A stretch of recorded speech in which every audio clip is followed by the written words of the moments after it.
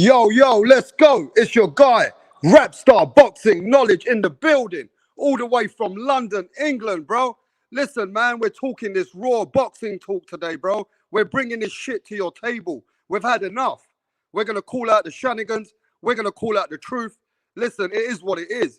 All these boxers, everybody that we love in the sport, they're all part of this bullshit, bro. Everybody's part of this same fucking bullshit. Yeah? They all want to fucking be part of it. So we can sit here and talk about, oh, you know what? Oh, Devin Haney, he's got that belt, it's fake. We can say what the fuck we want, but everybody's part of it. Teofimo Lopez, he's a franchise champion. He's part of it. Ryan Garcia, he's an interim champion. Man, they're all part of it. They all want to be piece of that. They know that the WBC is a pimp. They're getting pimped out here, man, but they don't give a fuck. They're happy to be pimped. The problem is, we can sit here and tell the truth. We can break it down for all of you. But the truth is the truth. The professionals, they want to be part of the shenanigans. The professionals want to be part of the federation. They don't care. They don't give a fuck if Devin Haney has got the belt and he's not a proper champion. The Lopezes don't care. The Lopez will still make the money with him. They'll still go ahead and do that business. We're here trying to break it down, keeping it logically, objectively, trying to keep it the truth. But they don't give a fuck. Let's be honest. Give me a sec, bro. Yo, what up, bro? Hey, man. How's it thought going? I would grace your channel with a full face reveal and everything. All right, give me a second, my brother. Let me just let you in. Give me 1 second. Hey, everybody in the building right now. How's it going, mate? Great, man. You recognize me from my voice, I hope. Yeah, give me a second, bro. Let me just get this organized. Yeah, I see ya. How you doing, bro? Good. Is that you, yeah? DJ Saddam? Yes, it is me. DJ Saddam in the building, man. What's going on? Who's that, Arshid? Ashad, man. Hey, what's happening, bro? Hey, look, let's get cooking, bro. So we've just found out some news that the Lopezes are happy to entertain the WBC. They're happy to make these fights with the Haneys, and the Haneys are happy to sell that fight as an undisputed fight. So let me ask this. After everything that Punch Drunk's been doing, Rap Star's been doing, DJ Saddam's been doing, we've been talking about all the truth. But the professionals don't give a fuck about the truth. They want to be part of this shenanigans. They want to make money between the federations. So they don't give a fuck if the federations are pimping them out. They don't care, DJ Saddam, if the federation has no respect for the Haneys or the Lopezes. As long as they're part of it and they're getting paid, they don't care. So why should we care? What do you think about that? Well, thanks first of all for providing this platform, and I'm glad you got your new channel up and running, Rapstar, UK47. Everyone like and subscribe. To me, what was really the best example of this is right after Ryan Garcia won that Luke Campbell fight, he was giving a video interview like this, and he had his WBC trinket belt right on his shoulder, and he was saying that, I don't care about the belts. I'm the people's champion. I want to be the people's champion. So it seems most of these so-called champions, including Ryan Garcia, are playing this game of double talk. They say one thing in the public, they say one thing in the interviews, one thing in these live streams, and then step back and entertain another narrative, another story behind the closed doors. So, and some of it is understandable. There are very good financial reasons of doing that, but you can't pretend to keep it real and do something else behind closed doors, right? That's the definition of being hypocritical. That's what a hypocrite does. So it's just one example. Ryan Garcia is actually a fighter that I like. He's not perfect. I'm talking about his performance in the ring. But again, I think he's a good example of this double-faced attitude that a lot of the younger boxers have. So let me just keep the truth and let's keep going, right? So Ryan Garcia has an interim title for the WBC, but the WBC is not putting no pressure on Ryan Garcia to fight Devin Haney. Neither are they activating the mandatory clause anymore. They're changing the rules as they go. And if I'm not mistaken, DJ Saddam, in the past, when it used to be the interim, didn't they used to give you 90 days in order to activate the clause, my friend? That whole situation left me really confused because in olden times, it wasn't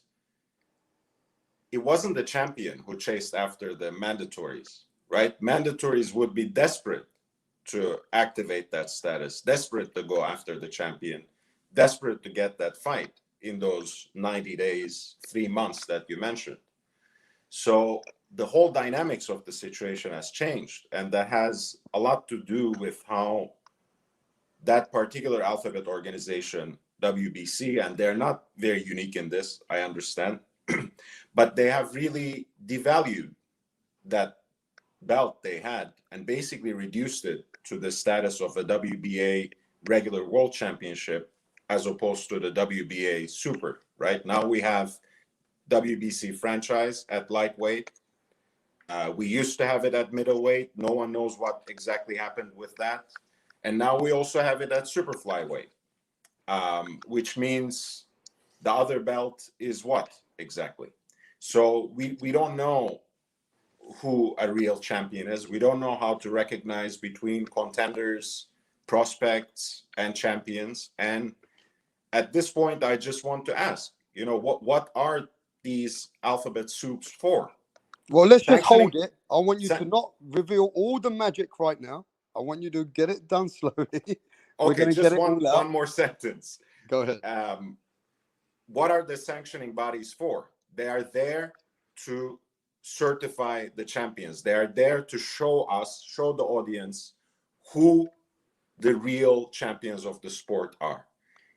They are defeating their own purpose. And over time, they're going to make themselves obsolete if it goes this way. So let's get to, I think what's the brother's name? Assad? Ashad, what's up, man? Hey, man, what do you think about these federations, bro? Pimping out all the sport and giving so many belts, but the champions are not fucking complaining, bro. What do you think about that? Man, bro, I don't really know about that, but I'm just mad at Bill Haney, man. I just can't stand him, bro. Get it out, bro. We want to hear what you got to say. I see him everywhere on YouTube, bro. He's the biggest capper I've ever seen in my life, dog. He just lies all over YouTube, dog. Why do you think he's doing that? Why do you think he makes all the lies up all over YouTube, bro? I don't know, bro. He got issues, dog. And you know what? And it's also getting old, man. Like he literally has to hop on every stream. It's getting really cringy now. You know what I mean? Yeah. So Slugger Slam, what do you think about that, bro? You think that Bill Haney's selling everybody selling everybody lies, and then you see that Ryan Garcia selling everybody lies, and the truth is the federation, they're part of this whole conspiracy. And boxing's corrupted, bro. But what do you think about this, Slugger Slam? Well, I'm not gonna necessarily say everything Bill Haney's saying is a lie, but the whole thing with Bill Haney, like what Assad is saying, Ashad, it's just Bill Haney. Bill Haney's just getting really annoying, man. Like he's just doing it too much. But the corruption, though, that you're talking about, Rap Star, I mean, man, they just they confuse the fuck out of people because I'm not trying to get off topic, Rap Star, but technically when you made Loma, when you made him a franchise champ, isn't he supposed to be a franchise champ pretty much for life? Lopez can't just take that over. And then same thing with Canelo and Charlo, that Canelo's got to stay. That's what franchise really means, though. You know what I'm saying? I don't even think they know what they're doing, man. I think they're really fucking it up. And isn't the franchise? My bad. Keep going. Yeah, go ahead, bro. Go ahead. No, go ahead. Go ahead. Isn't the franchise belt higher than Devin's belt? That's higher status. That's what they're saying. That's what. But that's what Mauricio Sudamar said. Right. But see, this is what I'm trying to say. I'm trying to say they literally, and somebody correct me if I'm wrong, they literally made franchise strictly for Lomachenko, right? That's like they're kind of like, yo, you're the man, we love you, blah blah blah. So I'm saying that means nobody can really take it away from Loma. Because it's not. Canelo was the first, actually. Lomachenko came right after. Oh, you're right, Saddam. You're right. But the point is, like, that's not really a belt. That's just like a status. You know what I'm saying? It's just saying like, yo, you're the man, whatever. So how can Lopez and Charlo take that away? I don't understand. It's not a belt. It's not a belt at all. What I don't know. Taken it away. I don't blame you for losing track of everything because, as Rapstar said, they just keep changing the rules as they go. When franchise first came out, it was untransferable. It was for life. It wasn't an actual championship belt, but like a status, like you said. No one could take it away. It wouldn't go away by a loss, but it allowed, in their words, for these elite fighters to move through the divisions and make the most exciting and important fights. Yeah, but let me ask you this. Now, who is the real WBC champion? Let's go around the panel. I would like to start with Assad. Who's the real WBC champion in your eyes, bro? Teofimo Lopez. Okay. Hey, Slugger Slam, who do you think's the WBC champion? You're talking lightweight? Yeah, lightweight. Technically, I gotta say Haney, man. That's actually the belt. I have to say Haney. Because I'm trying. Look, man. I'm trying to go back from 1963, when WBC came out, and that's what I'm saying, man. So it's Devin Haney. What do you think of it, DJ Saddam? I mean, look, to me, in principle, belts are won and lost in the ring.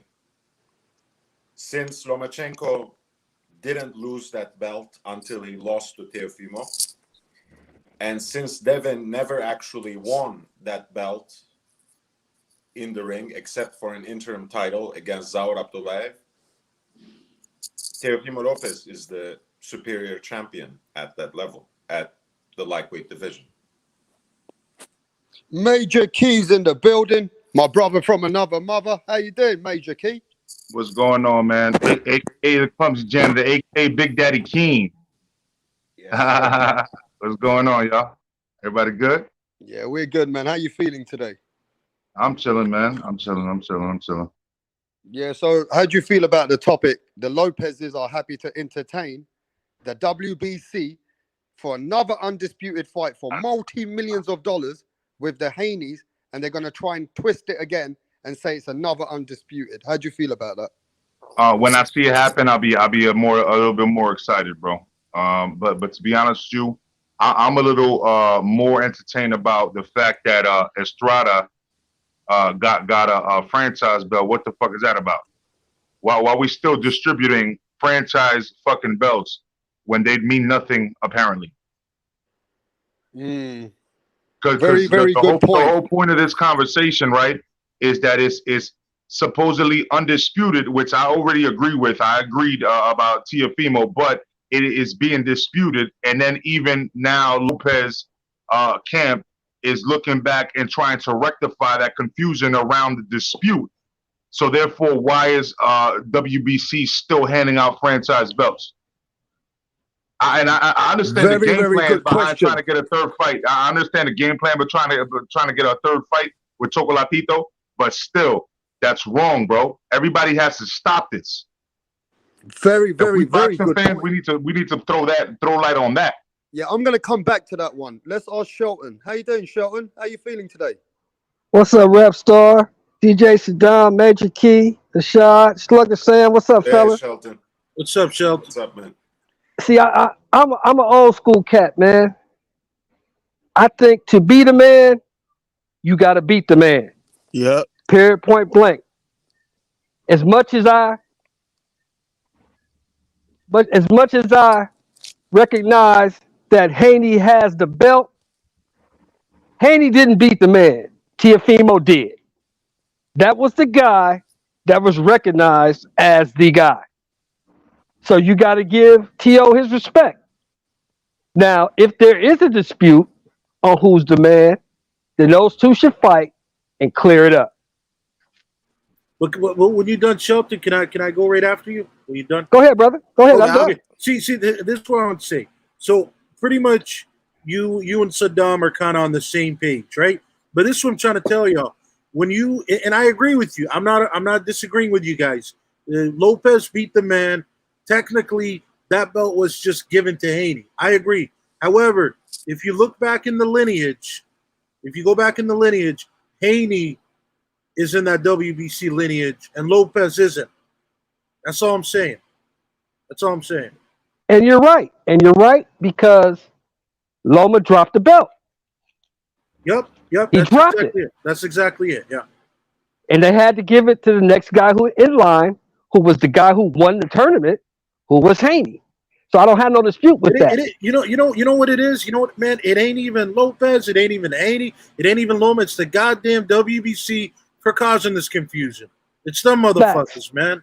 That's facts. That's facts, brother. That's facts. But they're causing more confusion with this whole Estrada thing. You know what I'm saying? Yes. Because they're distributing another one now. What the fuck is going on? Yeah, that's garbage. That's garbage, man. No, but you know what it is, Major Key. It's more belts, more sanctioning fees they got to. Isn't it like $25,000 a fight that they got to pay? It's a percentage. It's a percentage. But percentage. It could be an excess of 25, depending on the percentage. Yeah. Hey, Major Key, can you take over the panel for 3 minutes? I got another. Yeah, go ahead, brother. I got you. All right, thanks. Hey, I got a question, man. Go ahead. Yeah, sorry. Go ahead. Do y'all even think Devin Haney can beat Nakatani? I don't even think he can get past Nakatani, man. I doubt that too. That's the whole thing. Yeah, that's the whole thing. It's a good fight. I doubt it. But go ahead, brother. Shelton, you were about to speak. Go ahead, my bad. No, I'm just gonna say I don't know because from what I heard, now you can correct me if I'm wrong, Major Key. I heard Nakatani and Loma supposed to fight in June. Am I right? That's true. I heard that as well. Yeah. Shit. That's a good fight. That's in the so talks, we'll see. We'll see if Loma gets past Nakatani because I don't think he will. Devin ain't getting past Nakatani's a tough dude, man. Nakatani's a tough dude. I was a big promoter of Verdejo, man, and I still think Verdejo gives most people in that division a problem. But bro, Nakatani surprised me after getting cracked like that. That was one of the best punches I've seen. Where in the middle of the ring, the second knockdown, it was like in the middle of an exchange and bam, just like bro. Yeah, but this he guy got with up. The broken, he dropped and got him out of there. Broken open the bone and knocked him out, bro. That was impressive, man. That was impressive. Mm-hmm. You know? Hey, Punch, strong boxing in the building. What are you saying, Punch? Hey. Yo, what's good, man? Moonshine. Hey, Punch, can you touch on this question, please? So, Mr. Moonshine. Hey, What's good? Hey, can you touch on this question? So the Lopezes have said that they will fight Cambosis and they're happy to entertain an undisputed fight for multi-millions of dollars with the Haneys. But everybody said it was already an undisputed fight. So what's going on, Moonshine? It is what it is, man. It's like these guys come to the platform and they want to talk down on each other and they want to cap that one is fucking who when they're all in business and in the business model of the WBC. And that's the thing. We here in these platforms that we're debating each other, we're arguing each other. To the point where people go at each other personally. Meet me here over this fuckery that they all doing to us. All of them. Lopez, Haney's, Linares, Ryan's, Matchroom, Golden Boy. They all eating in the same table, yet they come out here and pump something else and look at because they think that we're so gullible and we're fools. That's the problem. What you think about this Estrada belt though? Like isn't that fucked up that we already had this confusion? Canelo dropped one, right? And then and now we got Estrada getting one that's just gonna cause more confusion, don't you think? I mean, that's what they want to do to us, but for them, it's not a confusion. That's the point. For us, they want to confuse us because they think that we're Yeah, stupid. but Because boxing is a secret society. We don't know we the gotta business. stand against that though. We gotta stand against that shit, bro. We gotta stand against that, bro, because look how it fucked up boxing already for so long, bro. Like this is what we've been debating since the whole COVID started. This whole dumb shit right here about the fucking WBC franchise belt, right? And now we're gonna add more people to this shit, bro. They should have just gotten rid of it, bro. It's crazy. What's the They're definition of they're undisputed? insulting our intelligence. They're insulting our intelligence. I agree with that. What's the definition of undisputed? We don't know what the definition of undisputed is anymore because You know. mean dictionary Let me tell you what's definition going or on. We I know mean, that the like man you who have a took the belt in every fight. single. We know the Well, man who had the fight. He proved to everybody he's the undisputed. But how the fuck did the organization give another belt at the same time? Right. So here's the whole confusion. As far as undisputed, it says, like, if you look it up, right, what it says is that you have a belt in each of the categories, or I'm sorry, from each of the recognized sanctioning bodies, which are the WBA, WBO, IBF, and Yeah. WBC, right? World titles. That's the whole thing. So with the franchise belt, that's where it gets confusing because that's supposed to be an elevation. So it's a supreme title to the WC. That's what Mauricio Suleiman is saying. That it's high, it's the highest honor that you can get. So it is a world title to him. However, other people are not recognizing that. You know what I'm saying? And that's the crazy part because now that's where the dispute comes in for undisputed. Because technically speaking, if it's higher than the world title, right, of that Devin Haney has, then you know what I'm saying? Then it should be supreme, and he should be undisputed. And Right? Bill Because acting he's like the he man. don't know that. Yo, I Major. know Yeah, that's but the Bill crazy Haney part. acts like a comedian. Like he acts like a like people are fucking He's so stupid. corny, bro. Yeah. Yo, Rapstar, let me cause even more confusion. If you go to the WBA, in every weight category, from heavyweight all the way to the bottom, they have a super champ, a regular champ, and an interim champ. And what I don't understand is if the super or the regular champ are defending the title constantly, why the fuck do you need an interim champ? An interim is just somebody there to fight if you're injured or whatever, right? Or if you can't fight. But they got an interim champ for no reason. It's crazy, but it's all about money, man. That's what it is. You got three belt holders. If you got three heavyweight champions for WBA, that's three cats that you're charging money for. And if you're paying for those belts, then they should be world titles, is all I'm saying. If you're paying for it, it should be a world title. You know what I mean? That's all I got to say. Like, it should be simple like that. If you're charging somebody for it, it should be a world title. Now, this is what I understood. This is what I understood. I understood that the franchise title, the one that Canelo got first, and then Loma got after him, that was not a title. It was not a belt. It was a designation. You can't fight for it, and you can't win it. It's non-transferable. It's just a designation. Am I wrong about that? No, you're right. That's what I was informed as well. That's what it I heard was. it was a belt. I heard it was a belt. Yeah, everything changed, bro. Everything changed. It's been changing. There's nothing solid right now. You know what I mean? It's just like the super. It's just like the super WBA. It was just one that was out given. Ain't nobody had an outcry when the super WBA was given to Floyd Mayweather. That's true too. Yep. It's just the tip, bro. That's basically what Mauricio Suleiman is saying. Hey, guy, hey, baby, don't worry. It's just a tip. As soon as you know, bro, it's gonna be all in. You know what I mean? No más de puntita. Hey, can I ask anybody this? Can I just ask a simple another question, right? This way of selling the fights to the public and making another undisputed fight where they already told us there was an undisputed fight. I mean, how much credibility do we give to the sanctioning body and the fighters? Because the fighters are part of the same bullshit. The fighters are playing the same fucking game with us, like we fucking can see that the federation's playing. So I say that everybody's in the fucking mix. They're all in it together, bro. Terrible look. Then what I say we do, because the fans pay the bills. Bottom line, if it's a fight that you really don't want, if that's not the fight you want, don't support the fight. And eventually, when you start hitting them in their pocket, they'll get the message.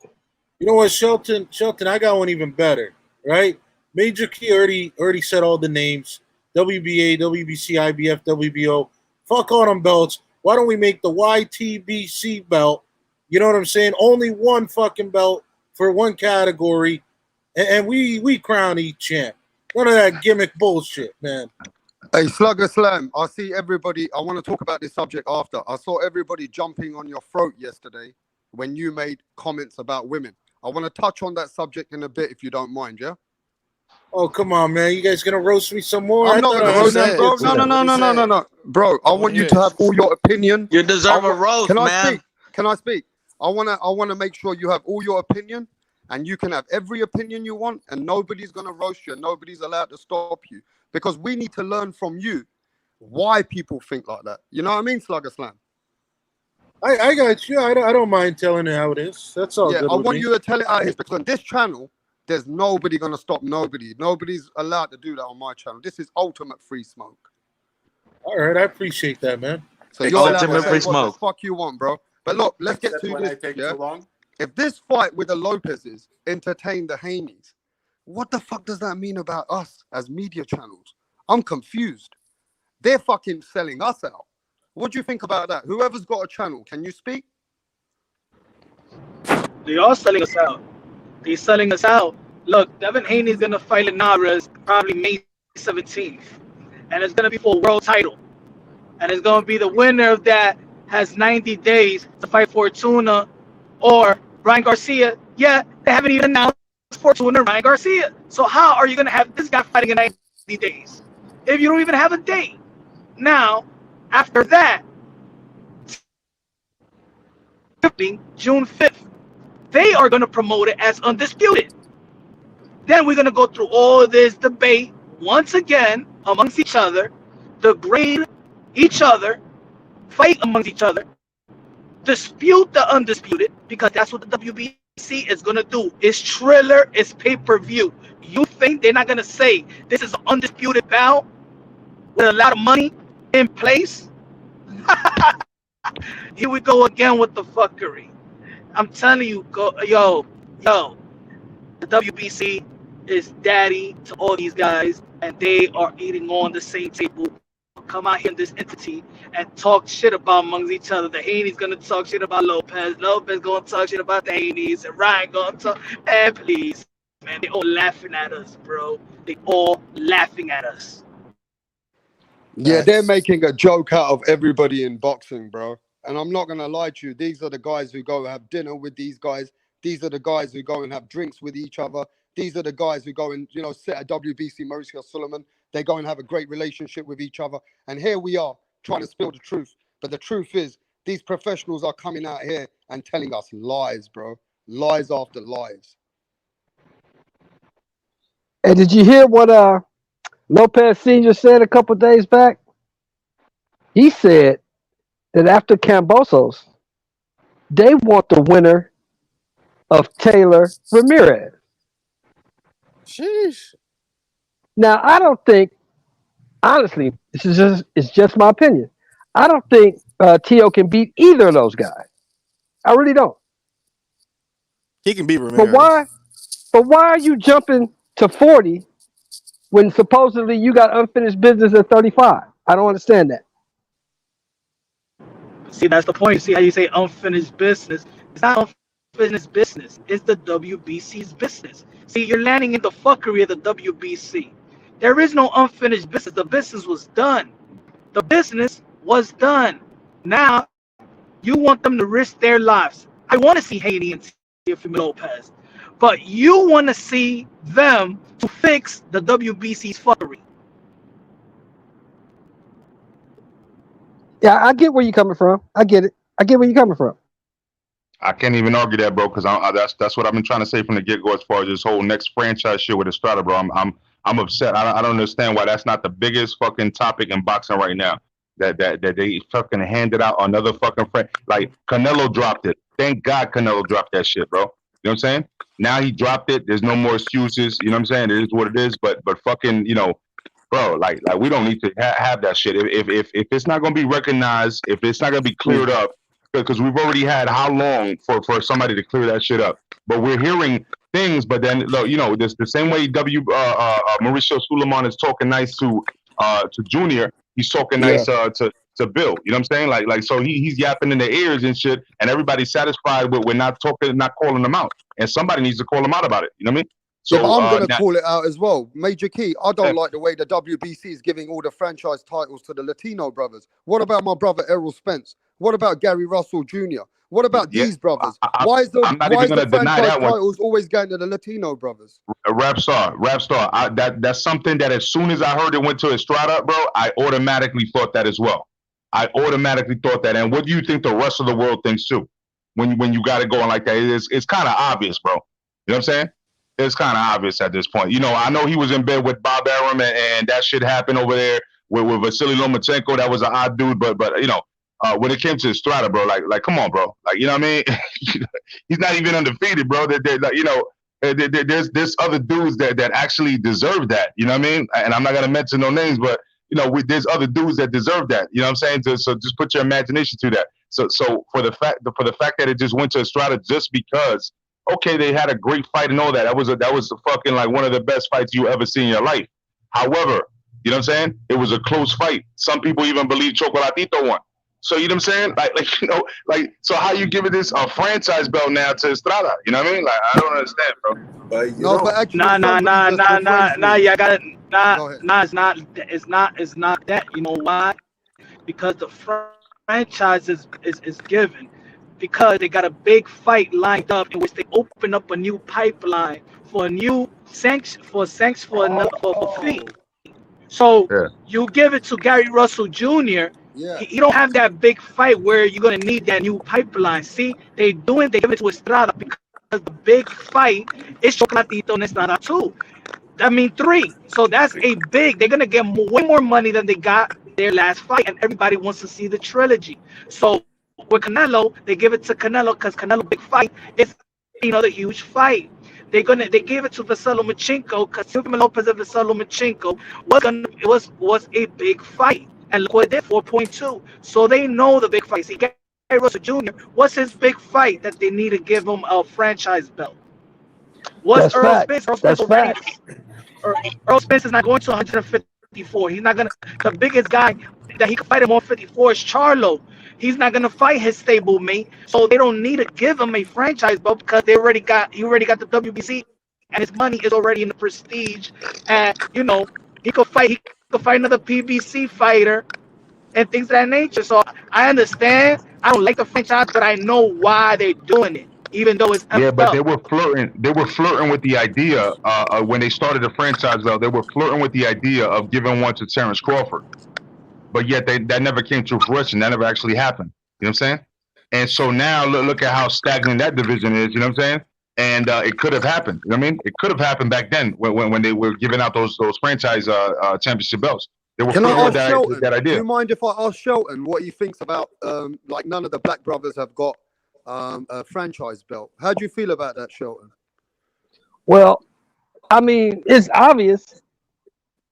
Just like Punch was saying, it's obvious. It's money. It's all about money. They're looking at who sells the most, who people want to see the most, and if it's a big fight, they're going to stick a franchise tag on this cat so nothing can get in the way of that big fight. Am I right, Punch? Facts. The WBA did the same thing.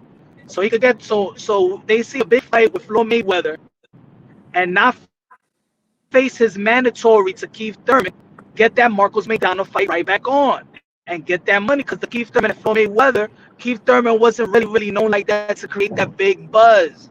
So you give him a super title for him not to have to face Keith Thurman, get that rematch and get that big money with Marcos Maidana. So it's is about money. I don't think it's really about if Mayweather was right here right now, he'll be one of the first ones to get the franchise. So it's not about race. It's about who's bringing it. What matchup is gonna bring the money and things of that nature. It's not really about race. Floyd Mayweather was gonna get the franchise. We will still fight. I'll just That's fact. add one more thing to that. Look at the timeline.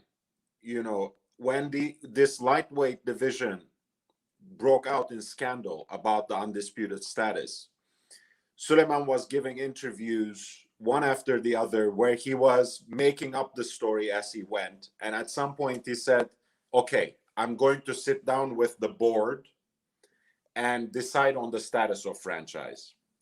Now this Estrada Chocolatito rematch happened, and it was a crowd pleaser.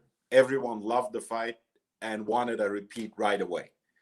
Now WBC is riding on that wave, basically, and using this instance as a publicity stunt where the franchise belt and the franchise status can be used for good, right? Because it's the third fight that we want, so we will just ride along with them since they promised us the third fight and a tournament at the super flyweight division where the winner of the Estrada Chocolatito fight will actually match with Sorrung Visay Carlos Cuadras fight. So now they're expecting us to ride on that wave because these are the fights that we supposedly want. So, they're riding on the wave of that great example of the sport and trying to legitimize the franchise belt once again. Let me ask the let panel me a ask you question. this. Go ahead, brother. Go ahead. No, you go ahead, Raptor. brother. And let me ask the panel. No, is that this you, question. Sheldon? Is that you, Yeah, that's Sheldon? me. Yes. Yeah, go Let ahead. me ask the panel. Let me ask the panel this question: how come we don't have a franchise at 147? I just asked that question, bro. That's the No, whole thing. I thought I've Punch been Drunk just asking that answered question, that. bro. No, I think Moonshine just answered it. He said if Errol Spence has a big enough fight for the WBC, they're gonna make him a franchise. Yeah, but they were flirting with it with Terrence Crawford a couple when they started the franchise. This is what I'm trying to say. Like I get it. It makes more money. I get the whole money situation. I'm not saying that Punch is wrong because of course we know it's about money. It's about the sanction fees and all that shit. That makes perfect sense. What I'm saying is that it's like we need to like rise against this shit, bro. This is fucking up boxing. You know what I mean? And Shelton, please, if you need to get something off your chest because we got some troll in the chat talking about that we're not letting you speak, and I think that this is open dialogue with everybody. You know what I mean? So, if you got to get something off your chest, go ahead and do that, man. No, brother, it's about respect. We can all sing together, but we can't all talk together. If somebody's talking, why would you want to talk over them? Let them finish, wait your turn, and then you can speak. Perfectly said. Thank you so much for elaborating that for the person that was not understanding that. So as far as It's like this. It's for example, look, I always say this. Look at the welterweight division, the IBF, and it's been a Kokorov for 2 years, right? Nobody is pressuring Earl Spence to fight as mandatory because really, we don't want to see him fight as mandatory. A lot of people pick and choose, but you know what the IBF is gonna do? For no reason, they're gonna implement a Kokorov to fight for an interim IBF. Now, tell me, who has an interim IBF title right now in the sport of boxing? Do you know that the IBF, well, you could count how many interim IBF titles there's been in the history of boxing, but to keep a big fight for Earl Spence open, they will create a IBF interim next fight for Kokorov, and Earl Spence won't have to fight his interim because on the IBF pipeline, there's only one guy that's gonna bring money to them, and it's Earl Spence, and they gotta keep that money flowing on that pipeline. Watch. Straight fuckery. Yeah, man. I just don't get it, man. That's why I brought this conversation up, bro. I don't get it. I don't get the WBC, man. And I'm glad that everybody's on the same page. Let's predict the future. Hey, let me start with the panel. Who do you think is going to be the next franchise guy? I mean, you gotta look at the division and which fighter holds a WBC and Andy which Ruiz, bro. fight which fight Andy Dillian Ruiz White, for the Dillian White, next franchise. Dillian White, Dillian White. Hey, if Gervonta Tank Davis had the WBC strap and he's floating around in different divisions to make a big fight, he'll have a franchise. Isn't he in jail? Yeah. Nah, he ain't No, gonna no, go to he jail. isn't. He isn't. You going to jail, bro? That nigga going to jail. Hopefully not. Hopefully not. We don't want anyone to go to jail. If you ask me, I don't want anyone. Hopefully not. Hopefully not. Hey, does Nah, if he hit Ioka does people, Ioka have the WBC title? Ioka? No, that's WBO, brother. Who has the WBC in that weight? No one knows now. Sorum Visay Well, is wait, gonna well, wait. fight Quadras for it, and then Estrada has the franchise. So where's this Yes. Estrada gonna jump to? Where's he gonna jump to? He's not jumping. Estrada Oh my Estrada's gonna avoid a mandatory, and then Okay. he's gonna fight the Chocolatito trilogy, Part and three, then yeah. everybody gonna keep their mouth shut because in reality we want to see the trilogy. So how much people really mad? I'm not mad about the trilogy. I'm Uh, not mad People about not, the people not trilogy. mad right now, but they're gonna be mad later. You right about that, Punch. I'm not even debating that. Like you right about that. I know exactly what you're saying, but that's fucked up because they introduced another one, and it was already toxic. And now look, bro, like we're accepting it for the trilogy, but at the end of the day, we're all gonna be mad about it later. You know what I'm saying? And that's what's fucked up about it. It's because the boxers themselves, they don't have no problems with it. They good, and that's what I'm saying. If they good, that's what I always go at Bill. Bill don't say nothing about the WBC. If he's good with the WBC saying that Teofimo Lopez is undisputed, then that's why I'll be like, why everybody else is mad? Bill and Devin is not mad. Teofimo Lopez is not mad. So why everybody debating something which the guys that's sitting on the table is not mad about it? Yeah, you're right. that's true. That's true. That's true. That's so fucking true. And let me tell you this. Let me just tell you this. I've seen debates go back and forth with Teofimo Senior. I've seen Moonshine speak to the Garcias. I've seen Moonshine speak to the Haneys. They never complain about the WBC. They're all happy to be part of the shenanigans. They're all happy to be pimped. I've seen it, bro. They don't give a fuck. They're getting the money. Yeah, man. It's sad, bro. It's sad, bro. But he's absolutely right. Like if they don't, he's been saying on his channel for a long time, yo, y'all need to talk to WBC. Why you letting the WBC do this? And they don't respond. You know what I mean? So now we got to. My bad. No, go ahead, brother. No, go ahead. I was done. I was just making a point. Like, we've already seen people getting called out before. Like, hey, why you not arguing with the WBC about this? And I mean, if they don't argue with it, what the fuck are we supposed to do? We sitting on the sidelines. You know what I'm saying? We don't know what's going on in the background. You know what I'm saying? What's being put in somebody's pocket? And I'm just saying, Go ahead, Bill Ashad. is he's just a glorified troll, bro. He's a glorified troll. That's all he is. I think you can't blame Bill Haney for what he's doing. Bill Haney has to do his promotions. He has to sell the people what he has to sell them. You can't exactly blame him for what he's doing. What lies, Ashad? I don't blame him for what he's doing, but why not give us the benefit of the doubt in knowing us being smart enough and knowing what's going on? Don't make us feel like we're the ones lying when you know what's really going on. So if I say something about the WBC or whatever, don't be like, no, that's not right, Punch, when you know it's right. Now now what you're doing, you're insulting my credibility, you're insulting my intelligence. Why are you trying to insult our intelligence when we already got it? You don't have to go at the WBC because you're in business with them. I'm not telling you go at them and you know what I'm saying? But give us the nod, give us, yo, y'all know y'all shit. You know what I'm saying? But I ain't gonna say that. I'm not gonna fuck up my son's money. Then we understand, but don't make us feel like we don't know what's going on too. Why you fucking up our credibility when we're the one out here pushing for boxing and pushing for the credibility of your son? I'm fighting for the credibility of your own son, but you saying I'm fucked up. Who told you that, Punch? They told you you were fucked Come up or on. what, bro? Who said How that? many? Come on. He'll sit Yeah. on the panel. He'll sit on the panel and he'll tell me that behind the scenes. You know what I'm saying? Why? Mm.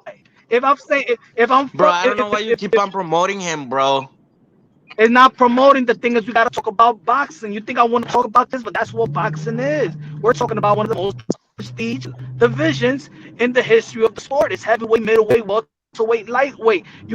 Even if I don't want to talk about it, we gotta talk about it because then we're not True. talking boxing.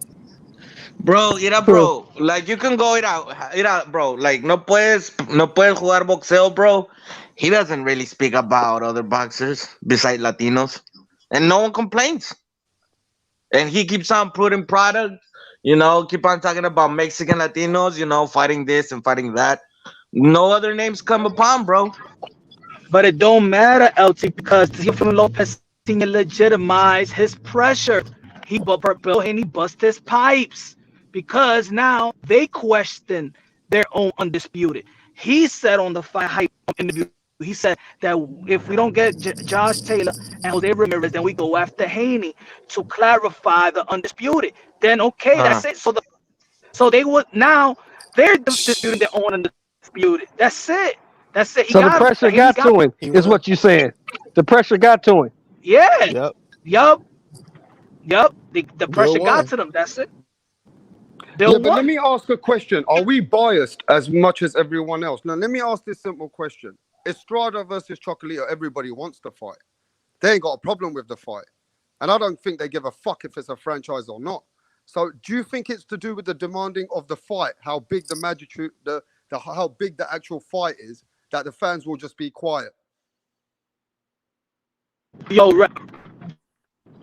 They want to see the fight. Rafa, I said, They want to see the I fight. said, I So said yeah, this, yeah, I said this in the beginning with the franchise. I said, well, when it came with Devin Haney, I said Devin Haney is young. He's inevitable. He's gonna be a champ. He don't gotta be given anything. I understand that the guy was like 33, 36, end of his career. So when it comes to Chocolatito and Estrada, to be honest, I don't even know what belt is on the line. They just a good fight. They're future Hall of Famers. Their legacy is not all cemented, but you could say that they're already Hall of Famers. So even if the trilogy was for no belts, everybody's still gonna see it because the action that they give, their name and so I don't even think even if there was belts on the line that people care about what belt is on the line, because when you're watching them fight, shit, I don't even give a damn what belt is on the line. They just giving that action. No Like, let doubt me say about it. this: But if they I made think it's Errol kind of Spence, fucked up, if they bro. made Errol Oh, Spence my a bad. franchise, and they got the Terence Crawford fight at 154, if Terence moved up, nobody would give a fuck about the franchise. Yeah, can I say something real quick? I think that way, right? All right. Well, I'm saying, but you see, the thing was that whoever won that fight was supposed to fight Ringwood Sal next, and so that's kind of fucked up right there. That you take away Ringwood Sal's opportunity to get his, because he's also a great fighter. That's going to be a war too. You know what I'm saying? facts. So That's facts. you know, so you take away this man's opportunity and give up just because you saw what happened in this fight, which we already knew was going to be a barn burner. Everybody was looking forward to this fight. So that happened. It came. It went. You know what I'm saying? We saw the outcome. And now that fucking referee was suspended for having a wide scorecard. You know what I mean? That's how serious it was. With politics and all that shit. A lot of people feel politics had to do with it. But now he was supposed to fight. Whoever the winner was supposed to fight Ringwood Sal next. And Ringwood Sal is also in the discussions. That's also a great fight. So I don't understand like this whole franchise shit, man. I get it, bro. But why couldn't you do that afterwards or something like that? Let these guys get that shit out the way. Ringwood Sal and Estrada, and then if Chocolatito wants to fight after that, then so be it, bro. Well, alhamdulillah. You know what I'm saying? No, but Hey, it's not true. Let's Rapstar. go around the panel. Let me ask a very simple question to the fans. Let's start with LT. LT, if the fight's that big, do you care about the franchise? Not really, bro. To be honest, bro, I don't give a fuck about the belts, bro. You know what I mean? What about you, Shelton? If the fight's that big and it's a big fight, do you care if it's for the franchise title? No, because I've never respected the franchise title from the inception, so I don't care nothing about that belt. that designation. Sorry. DJ Sedan, if the fight's a massive fight, do you care if it's for a franchise title? I don't care about the franchise title, but I'm a weirdo. I do care about the belts. So to me, it meant something that the rematch was a unification. And to me, it means something to have an undisputed or at least a unified champion at a weight class. So I do care about the belts, and I'm not going to give that up easily. Yeah, what about you, Assad?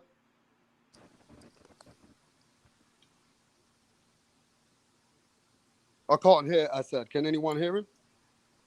I can't hear him. Can't hear him. Okay. Major Key, what about you, my bro? If the fight's that big, do you care if it's a franchise? I do. I think the franchise should be out the window right now because they're not repping it right. They're not even communicating properly to everybody. I would like to see the fight. I just don't want it to be for the franchise belt, is what I'm saying. I don't think the franchise belt should exist at this point. If they can't even explain it to the people properly themselves, then what is it out there for? For another sanctioning fee like Punch said. That's all it is. You know what I mean? So at the end of the day, it shouldn't even be involved in boxing. Either get rid of the one that Devin Haney has, or get rid of the one that Teofimo has. Whatever your choice is, I don't really care. But just get the shit situated and stop handing them out again. And now they just fucked it up because Canelo dropped his, so that removed that one, and there was only one more, and then they handed another one to Estrada.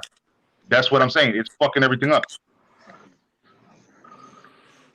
So at the end of the day, I think the franchise doesn't matter when the fight's going on, but it's the bullshit what happens afterwards when the fight's finished, that these people can do what the fuck they want with these belts.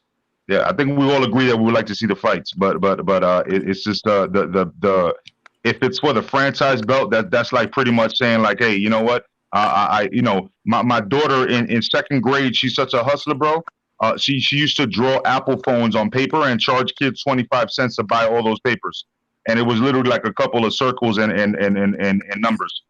And she used to charge kids 25 cents so she could get snacks in the lunchroom. Okay? So what I'm saying is bullshit. It's all made up, Hey, look, Hey, Rapstar. Yep, go ahead. To your question that you asked earlier, they wouldn't dare put a franchise title on Spence with Crawford sitting out there. They wouldn't dare do it.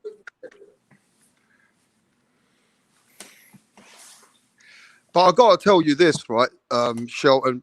This franchise title is like what I think our brother Moonshine said.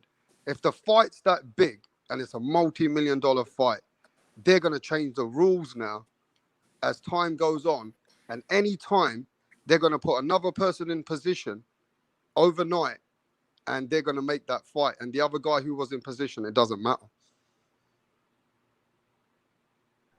That's a valid point. I just don't think I just don't think they would try that because the fans are way smarter. You can't do that. This guy, we don't even know if he's the best at 47. So how can you stick a franchise title on the guy when we still don't know if he's the best at 47?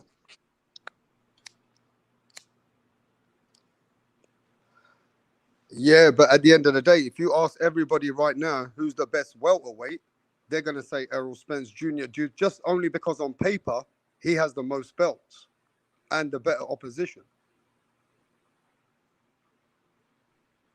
Well, they're not looking objectively at the skill set and at the sport. They're a fan of a fighter. There's a big what are they supposed to do? If you look at the paperwork and you look at Errol Spence's achievements at welterweight, he has fought for the IBF and he has the WBC title, right? He's the number one ranked welterweight right now is Errol Spence Jr. And right, that's facts. We got to remember this: Errol Spence, he been fighting all the top guys in the top 1, 2, 3 in the welterweight. Now you want to talk about Terence Crawford? Terence Crawford's best win is Jeff Horn. Right, that's facts. But you talking about a guy who was great at 35, moved up to 40, became undisputed at 40. No matter who he beat, he did it. Came up to 47. Had what? 5 fights, 5 knockouts. There's a dispute there. That's all I'm saying. There's a dispute. When's the last knockout Errol Spence had? Was it Kell Brook? Is that the last one he had? Yeah, but can I ask you this, Shelton? Yes. All those fighters that Terence Crawford's been knocking at. Remember the fighters when you're talking about Chris Algieri and you're talking about Vivian Bundu. We're talking about all those fighters like Samuel Vargas. Errol Spence was knocking them the fuck out. But once Errol Spence started raising his opposition, like the Sean Porters, the Danny Garcias, the Kell Brooks. Kell Brook at that time was way fresher, and it was in his own country, and it was only with 1 broken eye socket 7 years ago until 2 broken eye sockets 7 years later when Crawford had him. So we got to remember that when you put your level of opposition up, you'll stop knocking. Terence Crawford will stop knocking them out. Yeah, I get what you're saying. But let me ask you this now. The last 6 guys that Errol Spence fought, looking at them all, the last 6 guys, which one of those guys beats Terence Crawford? Sean Porter can give Terence Crawford life in hell. I said, which one of them beats him? We don't you have know no doubt in your mind that they beat him. I think you don't, Shelton, right? We can only answer that question, Shelton, once Terence Crawford fights those kind of opponents. Facts. I agree with that. I do agree with that. But I'm saying we really can't just automatically gift it to Spence because, in my opinion, he beat the guys they put in front of him. Terence Crawford beat the guys they put in front of him. They've done the same thing. So we don't really know who's going to win that fight until they fight. That's all I'm saying.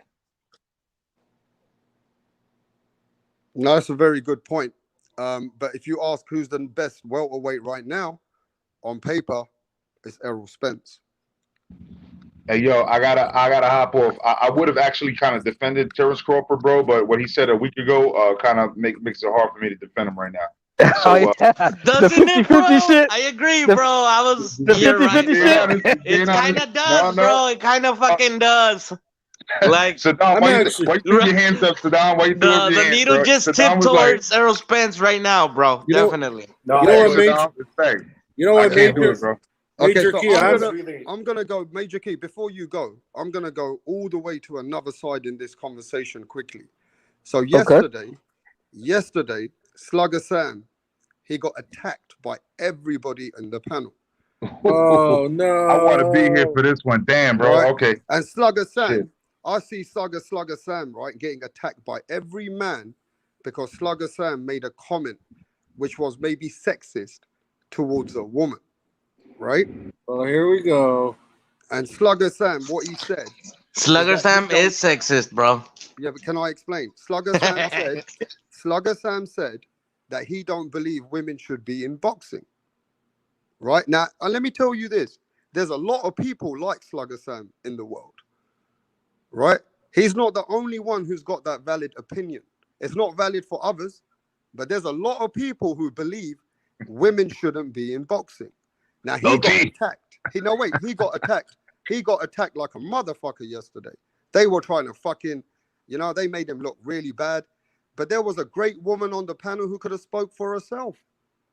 But nobody gave her a chance. All the men attacked Slugger Sam. Now, I want Slugger Sam to say what he was going to say so that other people can get educated to know why men feel that way about boxing. There should be no reason for people to attack a man if he's got a valid opinion in his own world. If it's an opinion that he wants to have, people shouldn't be attacking the man. Valid. Okay. All right. If I actually share like the background info, some of you guys might actually get a little shocked because you guys might actually get a little bit shocked what it is I do for a living. You know what I'm saying? Just tell the truth, Slugger Sam. And I don't You're a gynecologist. Is that what you were? Gynecologist? No. Listen, okay. On some real shit, like without giving out too much info, because again, I don't really bring my personal life into YouTube. Like Slugger Sam is a character, but I'll just put it to you this way: like I actually work with somebody who's got a disability, right? Like an intellectual disability. So the reason I get frustrated, I'm just being honest. If you guys want me to spit facts, the reason I get frustrated is it's kind of like a nursing type of job almost, where it's like 95% women and only 5% men. So you don't ever really get to see any women. Men. Now this guy that we work with, that we take care of, he gets. I don't use the word violent or nothing, but he'll scratch you, he bites you. If he runs into walls, he's really tough. So he needs men like me to take care of him, but you can't really find men in this profession. So the reason I get upset, and I don't know, maybe it's like just like subconsciously I'm not thinking about it, and I'm trying too hard to be like a trainer, but I'm like really tough on him, where like I'm tough on his diet, and I'm tough on him like as far as doing activities and stuff like that. And like the women, they just kind of get scared to do stuff, and they kind of, every time I make a good program, they kind of ruin it. You know what I'm saying? So it gets really frustrating. Like it's really difficult to work with them. They kind of get in the way of everything. They ruin everything that I do. And maybe I am trying too hard to be like, like custom model, trying to make Mike Tyson become a monster. Maybe that's what I'm really trying, and I'm not thinking about it. But I've made a lot of mistakes in my life, and I want others to be better than me and to do better than me, right? So the mistakes I've made, I kind of put on others. And no matter how much I try that, and no matter how much I try and make this guy a lot better than me, they're always there to ruin it and say, no, it's all right. He can have all the cake he wants. He can sleep in for 10 hours. He could, you know what I mean? So it gets really frustrating. But a lot of the stuff I said yesterday, it ain't all true. Like I'm not a fucking psychopath, but I'm saying there is a little bit of truth to it. That's all I'm trying to say, Rap Star. There's a little bit. Go ahead. If somebody want to jump on, I don't want to like keep talking over people. Go ahead. I was just going to say, look, Slugger Sam, I'm talking to you directly. You know what I'm saying? Like, look, here's the thing. I get what you're saying, right? I could joke with you and say that you probably should be like tapping that ass on those women that annoy you, right? You know what I mean? That's the best way to get over on them, right? But I'm gonna be more serious about this. If we're gonna talk about, listen, I'm not trying to brag, but some of them they spit game to me. But you go ahead, man. You go ahead. Yeah, no. I'm not going at you. I'm not gonna do that today, bro. We're not going at each other, bro. But I do respect Lisa Bales a lot. I do respect her a lot. You know what I'm saying? She's got a lot of boxing knowledge. You know what I'm saying? She's very gentle with her tone. She never like even when you apologize, she said, "Oh, I'm good." So you got to understand that the reason that I went at you, like, and I'm probably I can't speak for other men, but I'm probably like understanding why they went at you. It's because she's so humble and she's such a sweetheart all over the YouTube, bro. You know what I mean? And then for you to come with like a male chauvinistic point like that, bro. Not everybody operates like that, bro. Not everybody operates like that. I have daughters myself, and I'll be goddamned if they had a boyfriend that talked to them like that, bro. You know what I'm saying? You can't always do that, man. You know what I'm saying? No, I agree. You want me to take some Major Bro. Key? No, just hear me out, LT. Hold on. I'm addressing Major Key. I'm gonna be honest with you, man. I was so embarrassed yesterday when I got kicked off and I heard her talking. She was talking so calm. She's so gentle. Bro. No, just hear me out. She was so calm and gentle, and she's like, you know what? I'm not even mad at him. She's like, exactly. I get it. He's got some stuff, bro. I just felt like the biggest idiot in the world. I could come forward and say it. Like her gentleness just really embarrassed me. I was like, man, like you're really dumb, bro. You're really dumb. So I'm just what I'm telling you is, man, like.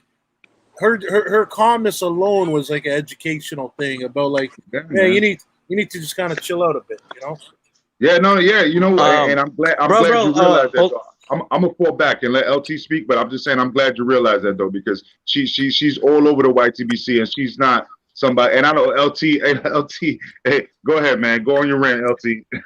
Woo! No, and you know All what? right. You know what, Major Key. Major Key. I did want to Damn come it. back once again and do one more apology, but I'm pretty sure Black and Brown got sick and tired of me.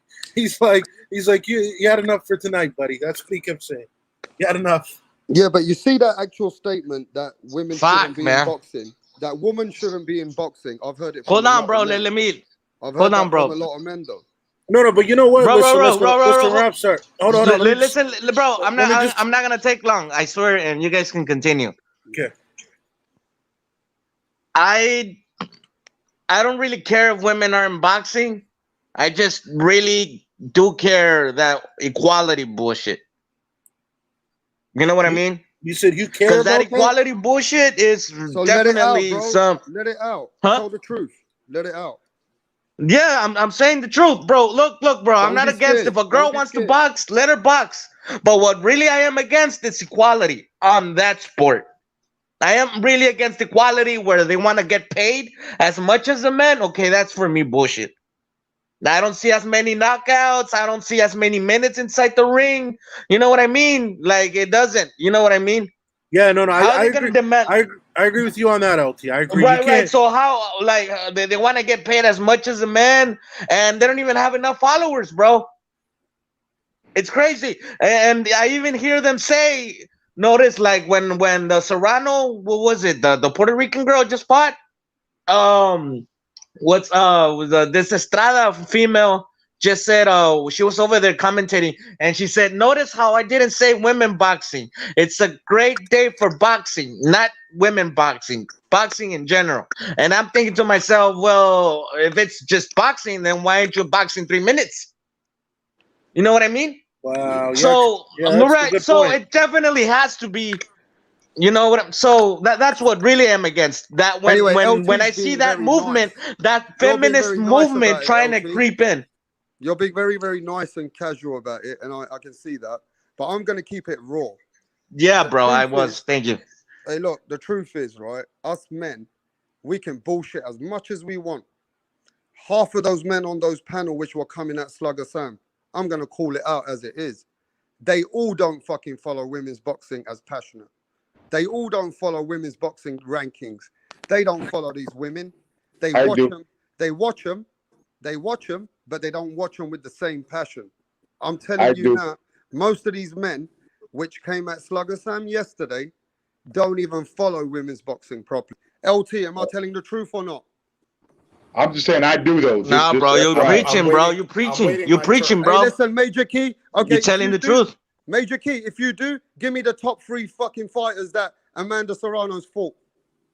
No, I'm gonna tell you who I got pound for pound. That's what I'm No, gonna tell so you. Right? you don't follow it. Don't lie, bro. Nah. Give me Major the Key, you 3 don't top follow it the fighters same that. fucking Yeah. way as See, men do. I could tell you right now. I could tell you right now that Yeah, what but stop LT is capping saying, about bro. it, bro. No. What you don't understand is that what LT just said. I give him a credit for that because what he's trying to say is that there needs to be a market for it, and you know the people need to buy the market, right? Like you can't just go out and sell ham and cheese sandwich in a Muslim community, bro. It's not gonna happen, bro. They're not gonna buy the ham, bro. You're gonna run out of business right there. It's gonna take a loss, right? That's what I'm trying to tell you. So what it is we're talking about boxing, right? And when it comes to these females, they are doing what they need to do. You know what I'm saying? For the time being, I could say that they're doing what they need to do, but they need to do a little more and convince people. You know, boxing didn't just arrive yesterday, man. Yeah, but Major Key, It just you arrived yesterday. know, and I know, right? I cover media. We're all just trying to be nice about women's boxing. But if I ask anyone in this panel about the rankings, if I ask them the same thing about the Lopez question or the Haney question or the Shakur question, we answer them like water. When it comes to women, we bullshit about it, bro. We're just bullshitting. No, We no, don't no. follow I it. can give you a pound for pound list, man, but that No, women's shit is Major Key, liquidated. Major Key, I appreciate that. But if I ask you the real questions, you don't know much about women's boxing. I don't. You don't really know it neither, rap star. So stop lying. Yeah, so neither do I. You're looking at box rec. Yeah, hey, listen, bro, we don't follow it. No, but we don't. Major Key, you know what I like about you? You keep it real. We don't follow it like we follow men's boxing, bro. Yeah, I We're know. capping. But that's We're That's capping, facts. bro. We're tapping, bro. Go ahead. My Go bad, ahead. Saddam. My bad, Saddam. I know you're trying to cook. I know you're trying to cook, Saddam. Go ahead. Go bro. ahead, Saddam. Go I want to ahead. go to Shelton. I want to go Shelton, then to Saddam. Exactly. Go on. Okay. Here's my take. And I keep was it on real, a panel yesterday, right, with this chick Sarah. Now Sarah used to work with Jackie Callan. She did some work with Yeah, just keep it Tarver, real, bro. I'm done with the a bunch of people. Listen to me. And what she said was she doesn't like all women's cards, which I don't. She doesn't like women being separated. If you really want to promote women's boxing, they need to put the women on major cards with the men. That's the only way it's gonna get looked at. Because you're Yeah, right, but I'm gonna Rapstar. call out the I don't fucking follow that facts shit. today. I'm done with it. I'm calling out the bullshit today. That's all I'm saying, Yeah, Shelton. I don't follow women's boxing. I don't follow Yeah, that but we're shit. calling it out raw, bro. You know what I'm saying? I don't follow it. So I can't really speak on what he was saying because I really don't follow it. I know the names that are the big names like Shields and Serrano, and that's And you're about the not only two passionate I know. about it, bro. You're not No, I'm not passionate about it at all. I'm not passionate And about it at all. I appreciate your honesty. I'll go after Saddam. I gotta say something. Go on, no, Slugger, go. No, Saddam, go. Yeah, after Saddam. I'm going after Saddam. You know, two things. One, Slugger, I really appreciate that you shared your story. Thank you for the work you do. I'm sure it's very difficult work. And, you know, we all have our personal frustrations, but building on that, not only did you attack someone in the community personally and silenced her, basically, but you made very general statements like women shouldn't talk about boxing and women shouldn't work at all. And I'm not even getting to the worst of it because I don't want this to be a platform to embarrass you because No, say however you feel. Say however you feel. I don't mind it. I mean, you have already withdrawn, you have already pulled back, you have already apologized. So I have no business coming at you. And the person you offended forgave you anyway. So it's not my place to do any of that. When it comes to what Rapstar is saying, look, Rapstar, sometimes you just want to let it all out that you lose all nuance. Of course, I'm not as knowledgeable as I am about the men's sport and about the history of boxing that I know when it comes to women's boxing. I follow certain fights, and as Shelton said, I appreciate it when it's part of a whole card where I'm interested in other fights anyway, so I can sample, I can learn, and then I can get excited about certain fights, certain weight divisions, and follow that. For a while, I was following Cecilia Brækhus, and now McCaskill beat her twice and became undisputed and is now setting the stage for a rematch with Katie Taylor, who is arguably the best pound for pound. I'm excited. I'm excited to follow certain boxers within. But keep it real, motherfucker. No, but keep it real. Look, I like you, bro. And don't sit here and try and sugarcoat the shit. I want you to keep it real. I want you to look. I like you. I respect you. But just keep the fucking shit real on this panel. This is real me. I don't sugarcoat shit. Bro, that's real Saddam right there, bro. This is me. Now the face reveal happened too. This is how I exactly feel. That's right, Saddam. I watch a lot of Ring IQ's videos just to be able to learn bit by bit. I watch a lot of on women boxing. Same here, bro. To learn, because for me, this is another aspect of the sport. You know, I'm a soccer fan, so I watch. Same here. Okay, but can I ask you this before we go to Moonshine? Are you 1 out of 100 men in this boxing, in women's boxing? Do you think? Say it again. Do you think the odds of the people which are like you are very small amount in women's boxing? Absolutely, but more importantly, I'm going to actually agree with LT because to me, not all men in boxing have equal pay to begin with. They all earn proportionate to the wealth. Okay, I'm just going to ask you this before we go into Moonshine now, bro. I'm going to cut it short. You are a very knowledgeable guy. No, you watch. No, wait. You watch boxing every single fucking day, bro, and I respect you. Give me the last 3 opponents of Katie Taylor. Katie Taylor? Yeah. The last 3 opponents. Okay. You put me on the spot. Okay, let's go to Moonshine, bro. I'm done with the cap. Let's go to Moonshine, bro. Let me know what y'all was talking about again, because Women's boxing, bro. Men are capping. They're capping, bro. They don't follow it with passion. They're capping. They came to Slugger Sam. They're trying to make Slugger Sam look like a fool yesterday when he said that women's boxing, men don't follow it. Men don't interested in it. I think he wasn't saying something out of order that much, bro. What do you think about that? On that sense, I hear it a lot, but like Saddam said, he did say certain, other things, that it wasn't just about boxing. It was about women shouldn't work and things of that nature. What I was saying yesterday on the panel was let him talk, because how he feels, probably half or most of elderly people feel, elderly men, women. Facts. I'll give you. Facts. I'm actually the youngest one on here, by the way, though. And I'll give you. No, I'm not saying that you was old. I'm just saying that a lot of people still feel like that. I'm gonna give you an example. My grandmother would not allow any male in the kitchen.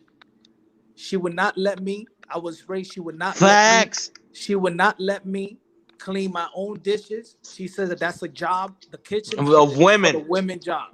Yep. Now that's I grew up the same way, Punch. So there's elderly people that feels that, you know, they live the life of the man do this and the women do that, and now we're entering a new stage.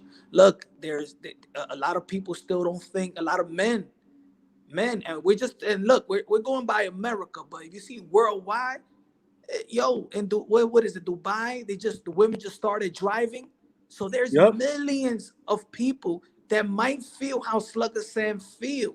America is not everything. I think that women do crash the most, bro. I understand them. Why didn't they want them to drive?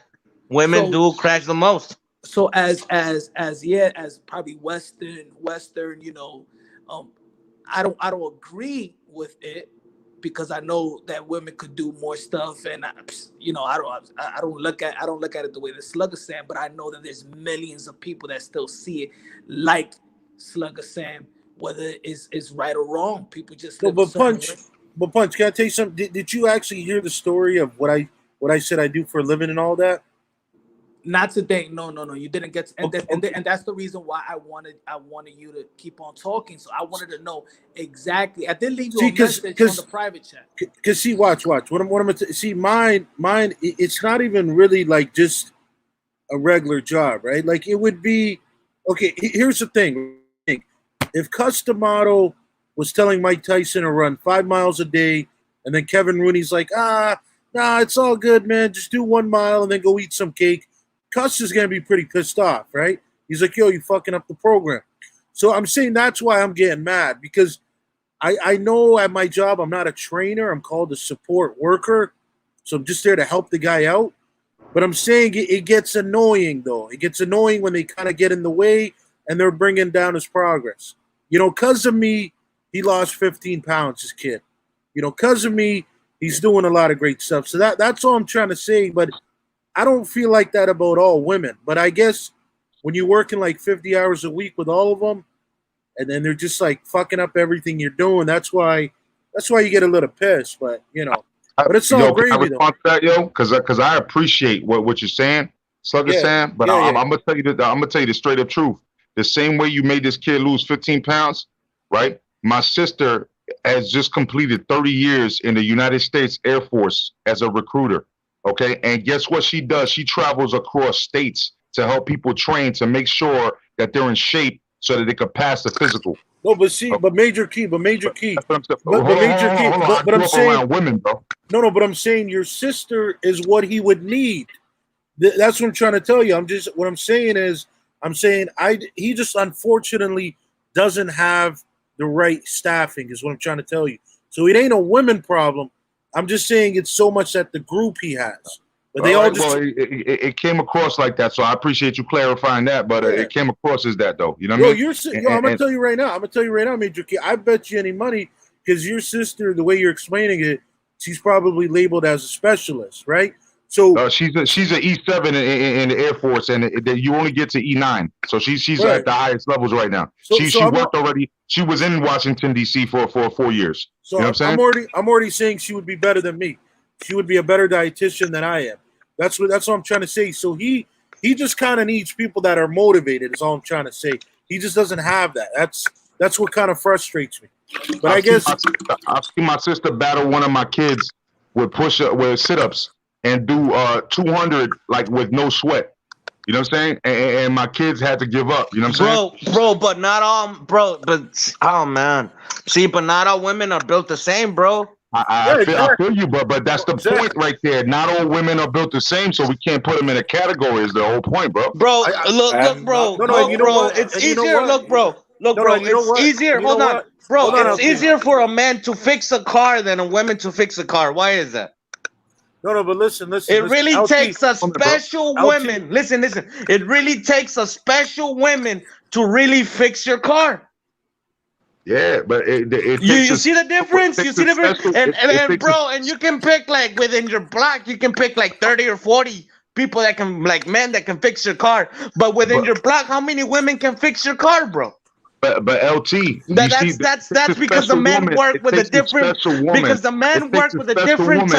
different side of the brain.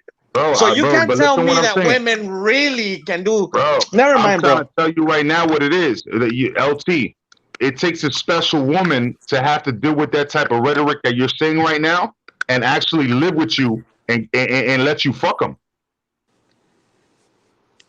Okay, that's straight up, bro. Hey, bro, this is Mexican machismo to the max, bro. You obviously never met some East Coast women, bro. Bro, right here, bro. We all the same, bro. Same breed, I'm homie. just gonna come to the real thing here now, yeah. Just like we got LT who's not scared to talk, we got Slugger Sam who's not scared to talk. You guys are allowed to say what the fuck you want. There's a lot of sexism in this world. And a lot of men, they don't follow boxing like they follow men's boxing. They sugarcoat it. And I do think, Slugger Sam, you were wrong in the way your delivery was with a woman yesterday. Major Key's right. I agree completely. No, Major Key's fucking right, bro. I agree with you. I agree. You don't talk to our Lisa Bells like that, bro. You talk in a respectful way if you don't agree with women's boxing. No, but Rapstar, if you remember what I said to Major Key, though, I said that literally after I got kicked off and I heard how gentle she was, I realized I was dumb for that. But I'm gonna agree. No, but I'm gonna say this, Slugger Sam. I'm gonna say this in your favor. There's a lot of fucking men who feel like you who don't give a fuck about women in boxing. That's bro. I really don't care, bro. It's like I really don't. You were right, bro. Wait, hold on, bro. It's because this is how I see it, bro. Hold on. Bro, hold on. This is how I see it, bro. I want to hear what Moonshine says. Let me say this quick. Like women complain so much because they want to get that role, that Hollywood role, and they get end up abused. In my mind, they're like, why are you trying to work in that fucking field? You know what they do. You know what they do. Moonshine, why are you trying to work in that field? You know what they do. So in my mind, like, you know what I mean? That's your problem. Well, why are you trying to box, girl? You know what they do. Hold on a sec. Moonshine, what were you trying to say real quick? I said that what you said was sexist. People could perceive that as sexist, right? No, and I'm telling y'all, this is what I'm trying to say. I'm gonna get to the point. Yes or no? You're right, correct. But what people in the panel, when people in the panel didn't let Lisa defend herself. For me, no, but it's just hold on. People also felt that she couldn't defend herself. People saw it's like what you said about her, and she kept on trying to talk, and nobody really let her talk. Nobody really let her defend herself. Because maybe if you reverse it, maybe the male didn't think that she was strong enough to check Slugger Sam. See, listen, I agree with you on that, Moonshine. No, Moonshine. I agree with you on that. It could have been like subconsciously they were doing it. However, even though you're right, I do remember Major Key and Shadow both saying it, and she's like, yo, you don't got to stick up for me. I can stick up for myself. And they go like this. They're like, no, we're not trying to stick up for you. We just don't like that he did that shit, and we're just telling him that he's wrong. But you could be right, Mr. Moonshine, that Major Key just wasn't really thinking about it. He just always remembers defending a woman, right? Like if a guy's picking on her or whatever. So he could have just did it like subconsciously, right? Am I right, Major Key?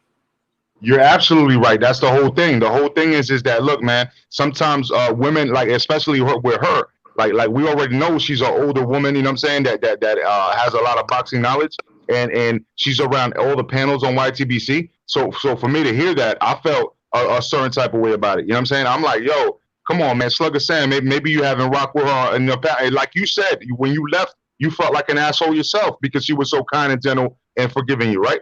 So that's the whole thing. It's like during the time, it's like I'm listening to this shit, and people are listening to this, and you know, I mean, it is what it is. Man. Like not everybody's gonna stand up and defend, but I'm the type of dude that will defend whether I see it's a gas station situation where it's wrong right there. I'm the type of dude that I'm not gonna you know, see it, tell it. I'm gonna take action right there. You know what I'm saying? That's who I am. I'm a grown ass man.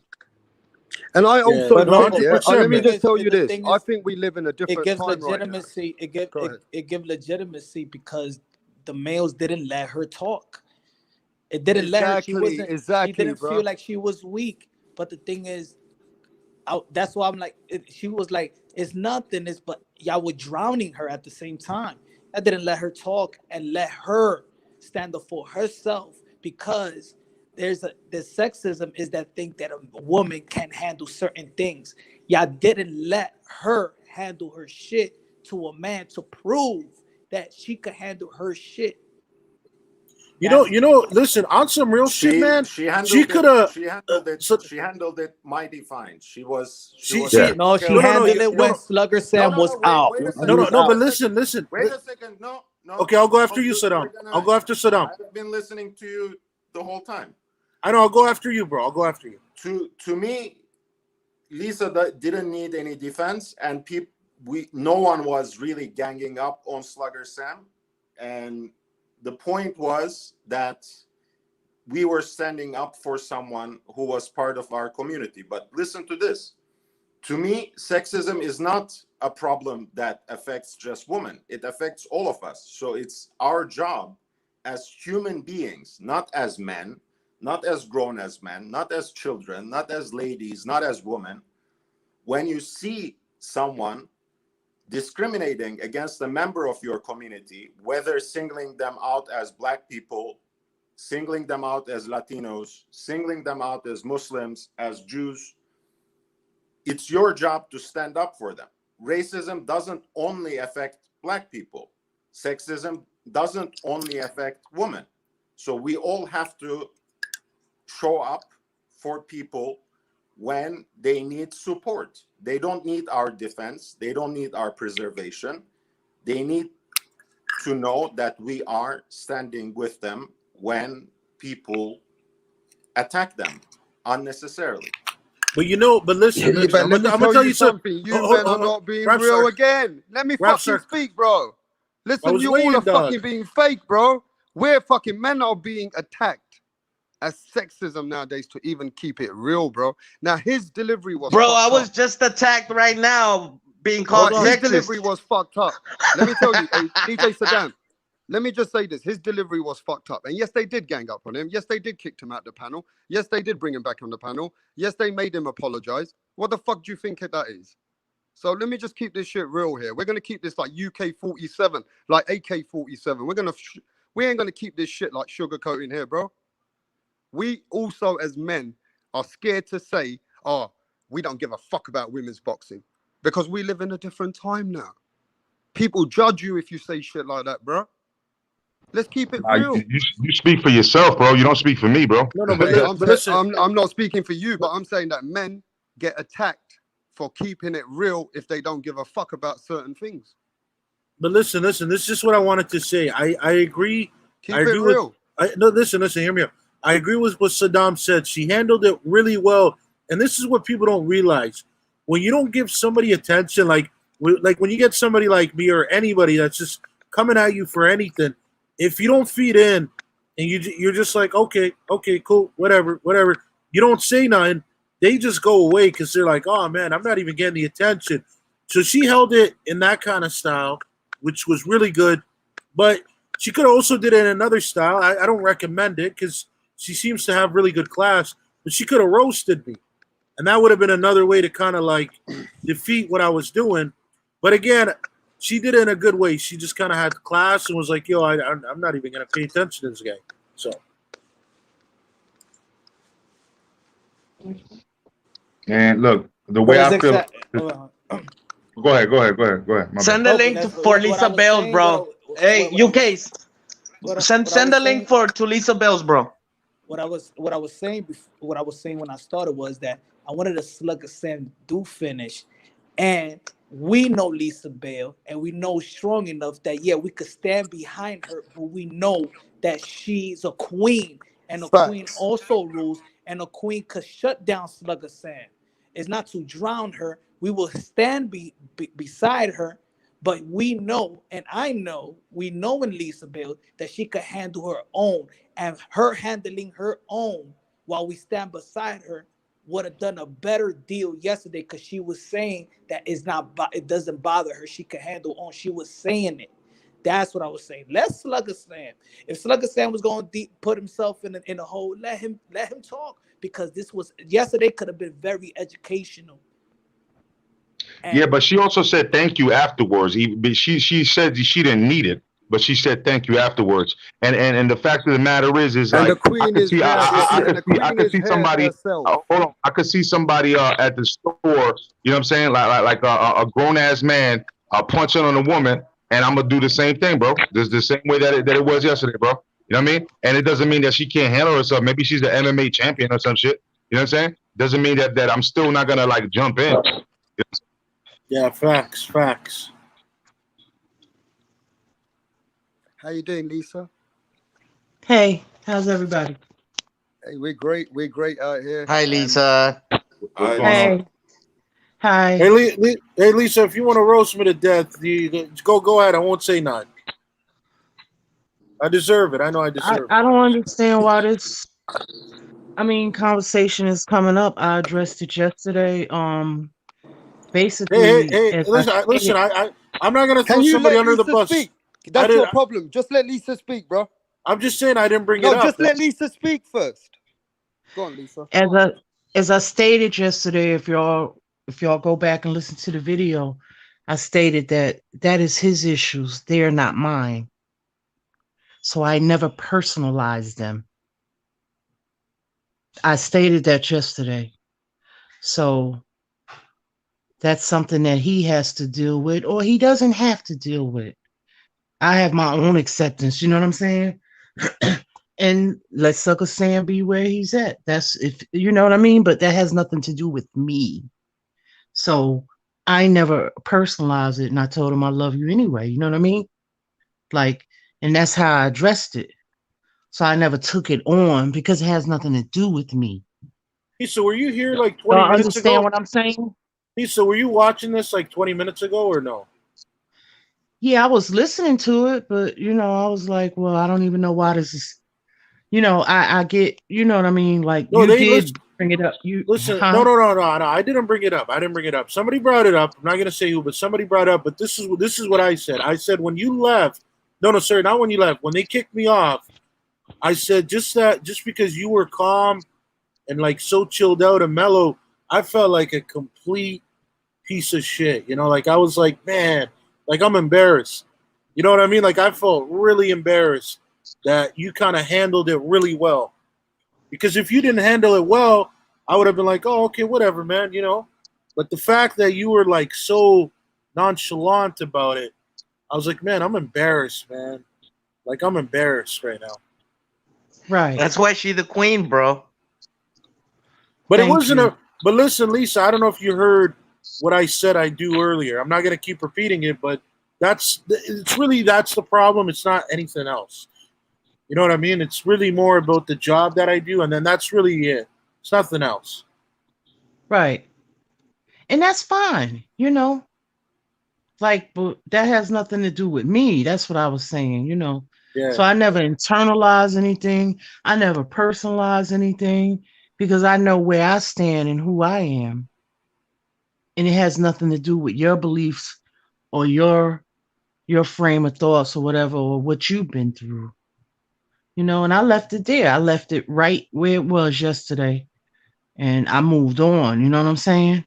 Yeah. No, you know what? You're very understanding, Lisa. That's like a very rare trait.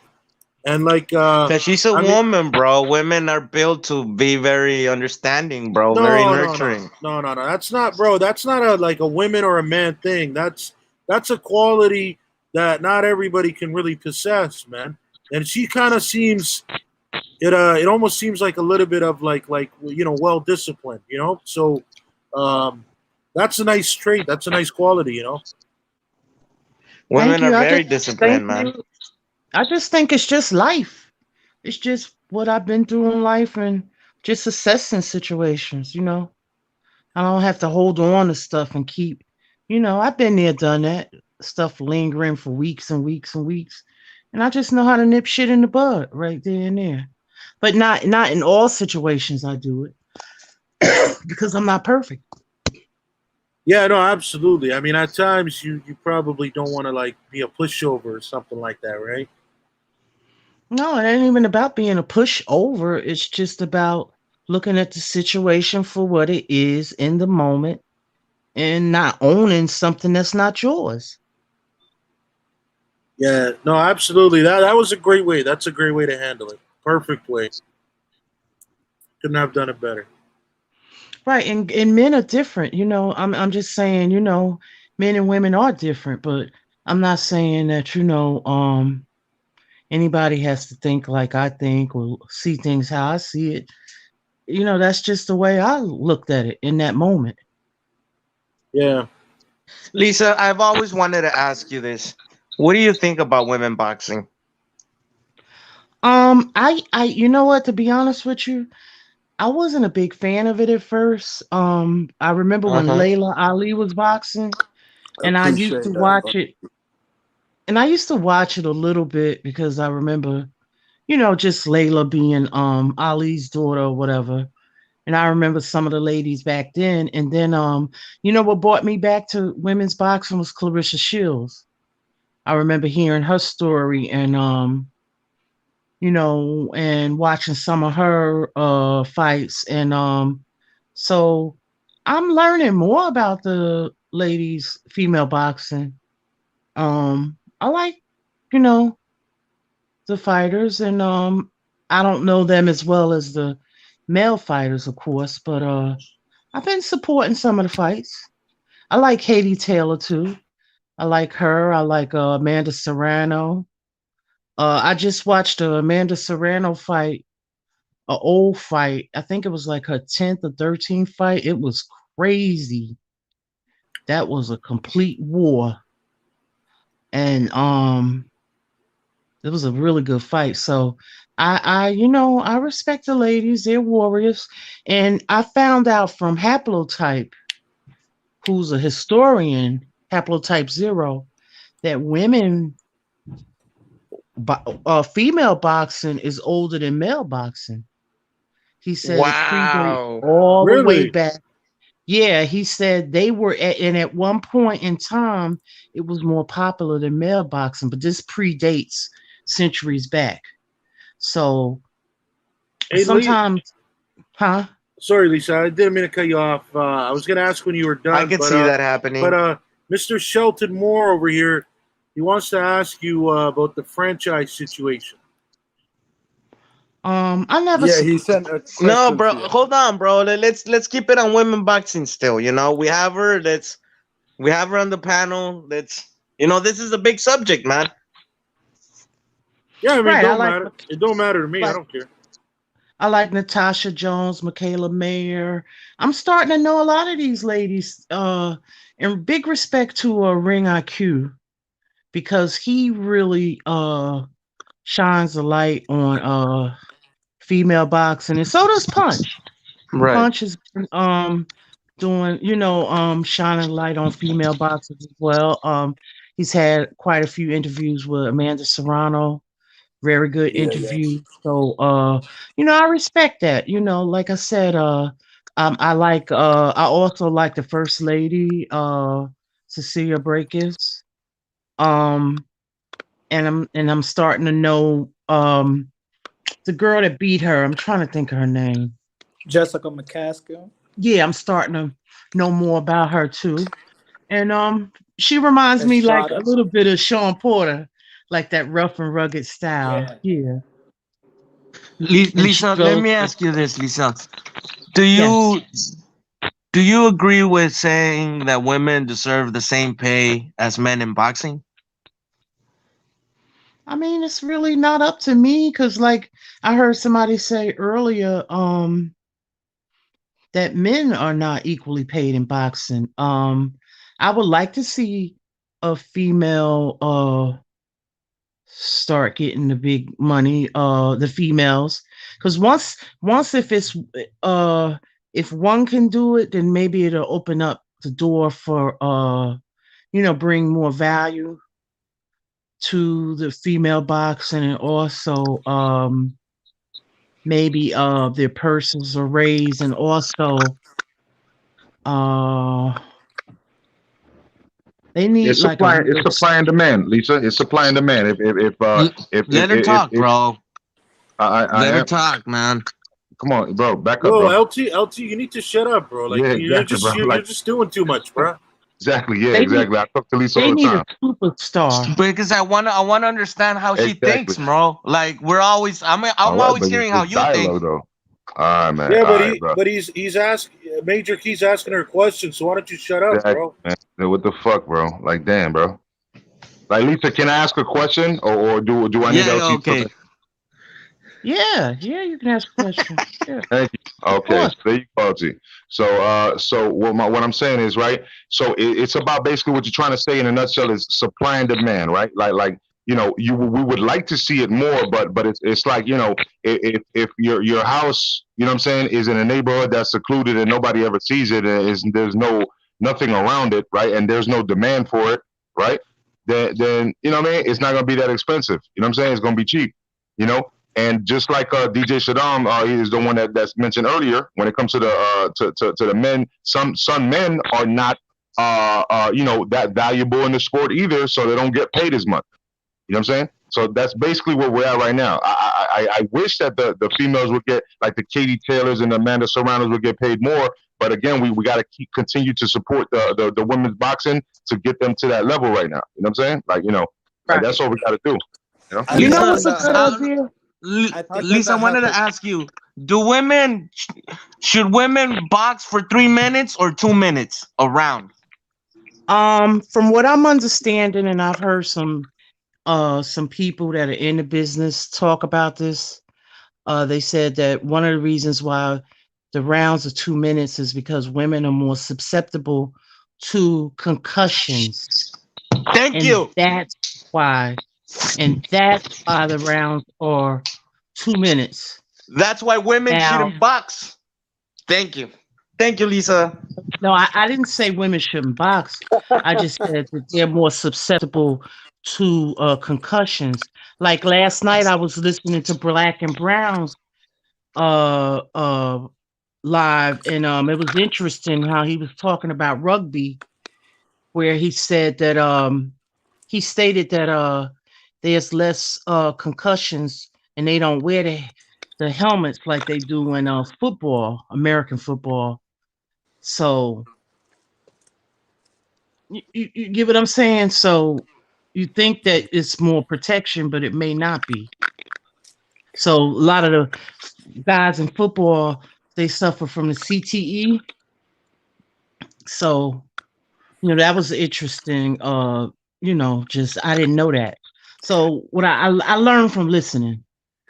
and then I researching. think there's also cap when people want to differentiate women boxing and men boxing. I Yeah, know tell us. there's a lot of men boxing that don't follow the smaller divisions. Yeah. I know there's a lot of people that just follow like six names in boxing. They don't know a lot of the people. They don't know a lot of the champions. So I think we all walk into any sport probably being a fan of one fighter or just a fight or just a basketball player. Like you probably like the NBA because you saw Larry Bird or Magic Johnson, and then you went into the sport and knowing about the sport. And it's the same thing with men boxing. My favorite fighter was Mike Tyson, Roy Jones Jr., Pretty Boy Floyd, and then I started to know more and more other fighters. Or the first fight that I remember watching with my father was so hyped about was Frankie Randall and Julio Cesar Chavez. Then we start loving the sport and loving everybody else. It's just like that with women boxing as well. Is not as old as men boxing, meaning in mainstream. Like yeah, there was fights with women back in the days, but you can't compare the history like it is now.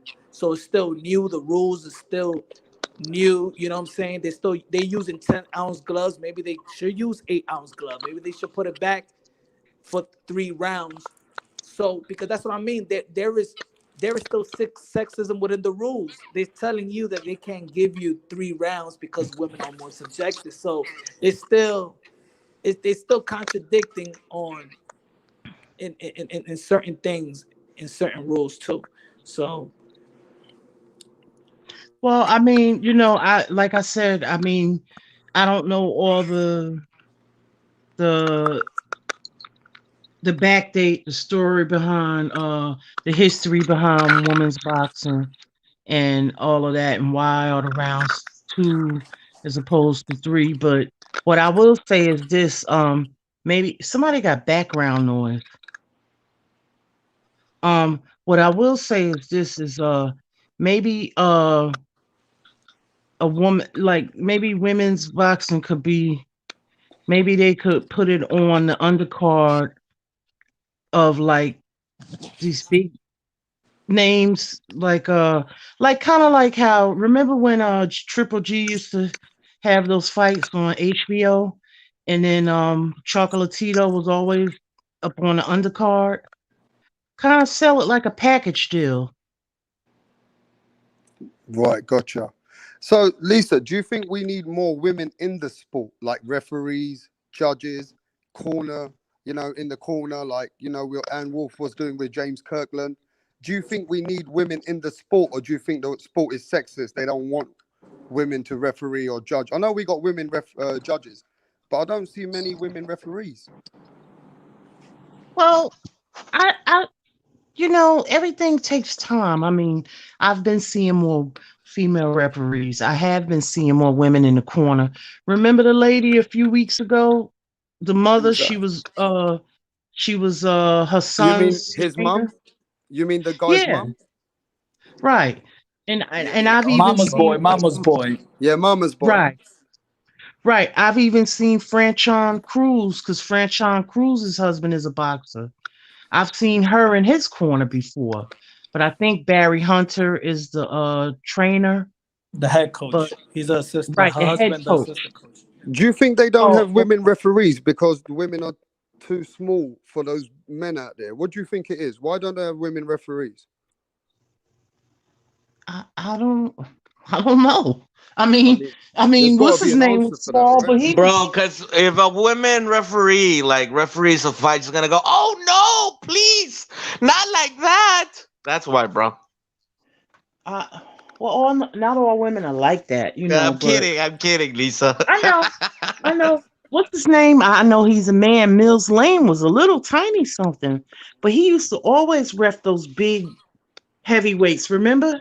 But Yeah, I he get did. it, I man. remember he did Holyfield and Riddick Bowe, the one with the parachute. Remember the guy with the parachute Yeah, came down?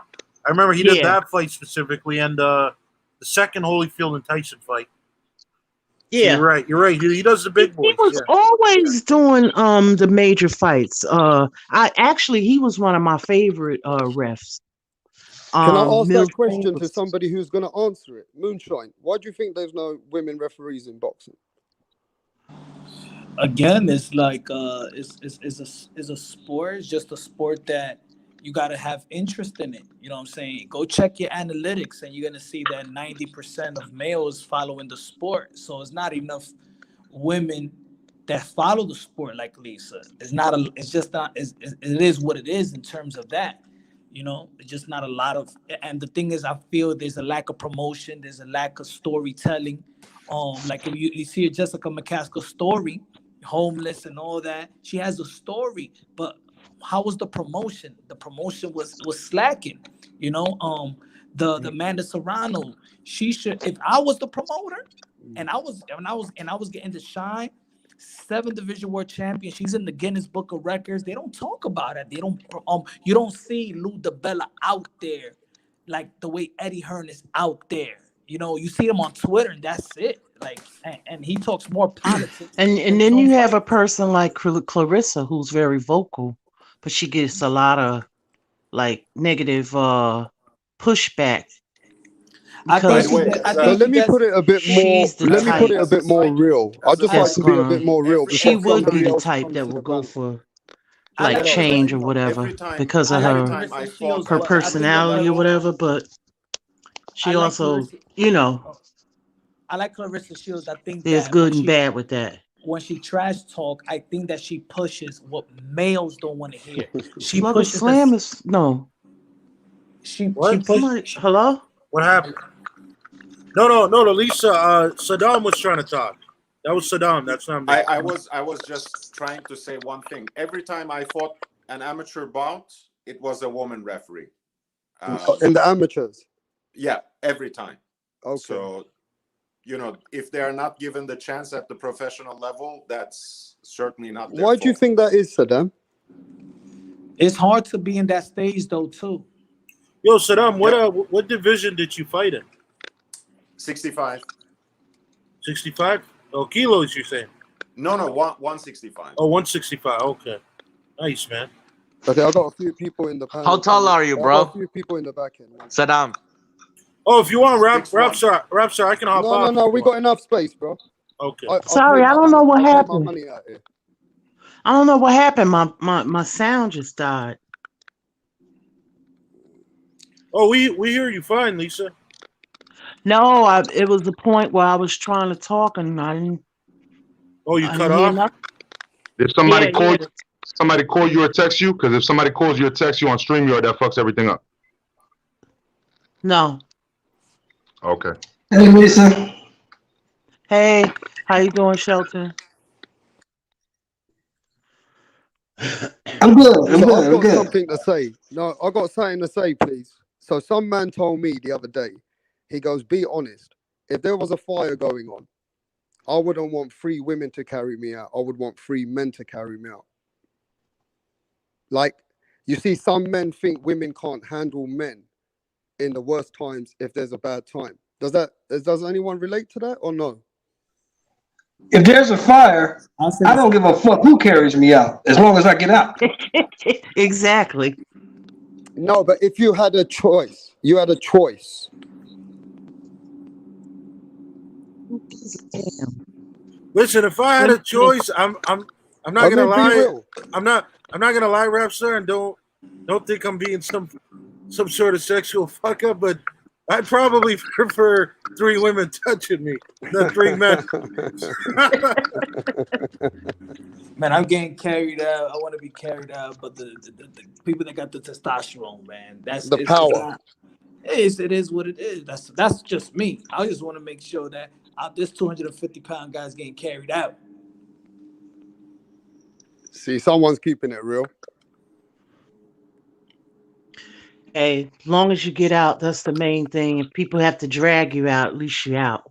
No, but I think the reason why I'm coming to this, Lisa, I think referees as women are not being, you know what I mean? They're not given a fair opportunity because I think men probably choose that if in a bad situation they're getting knocked out, they probably feel like they might want a man there who's strong with testosterone. But that doesn't tell me that because some of those referees are very old as well.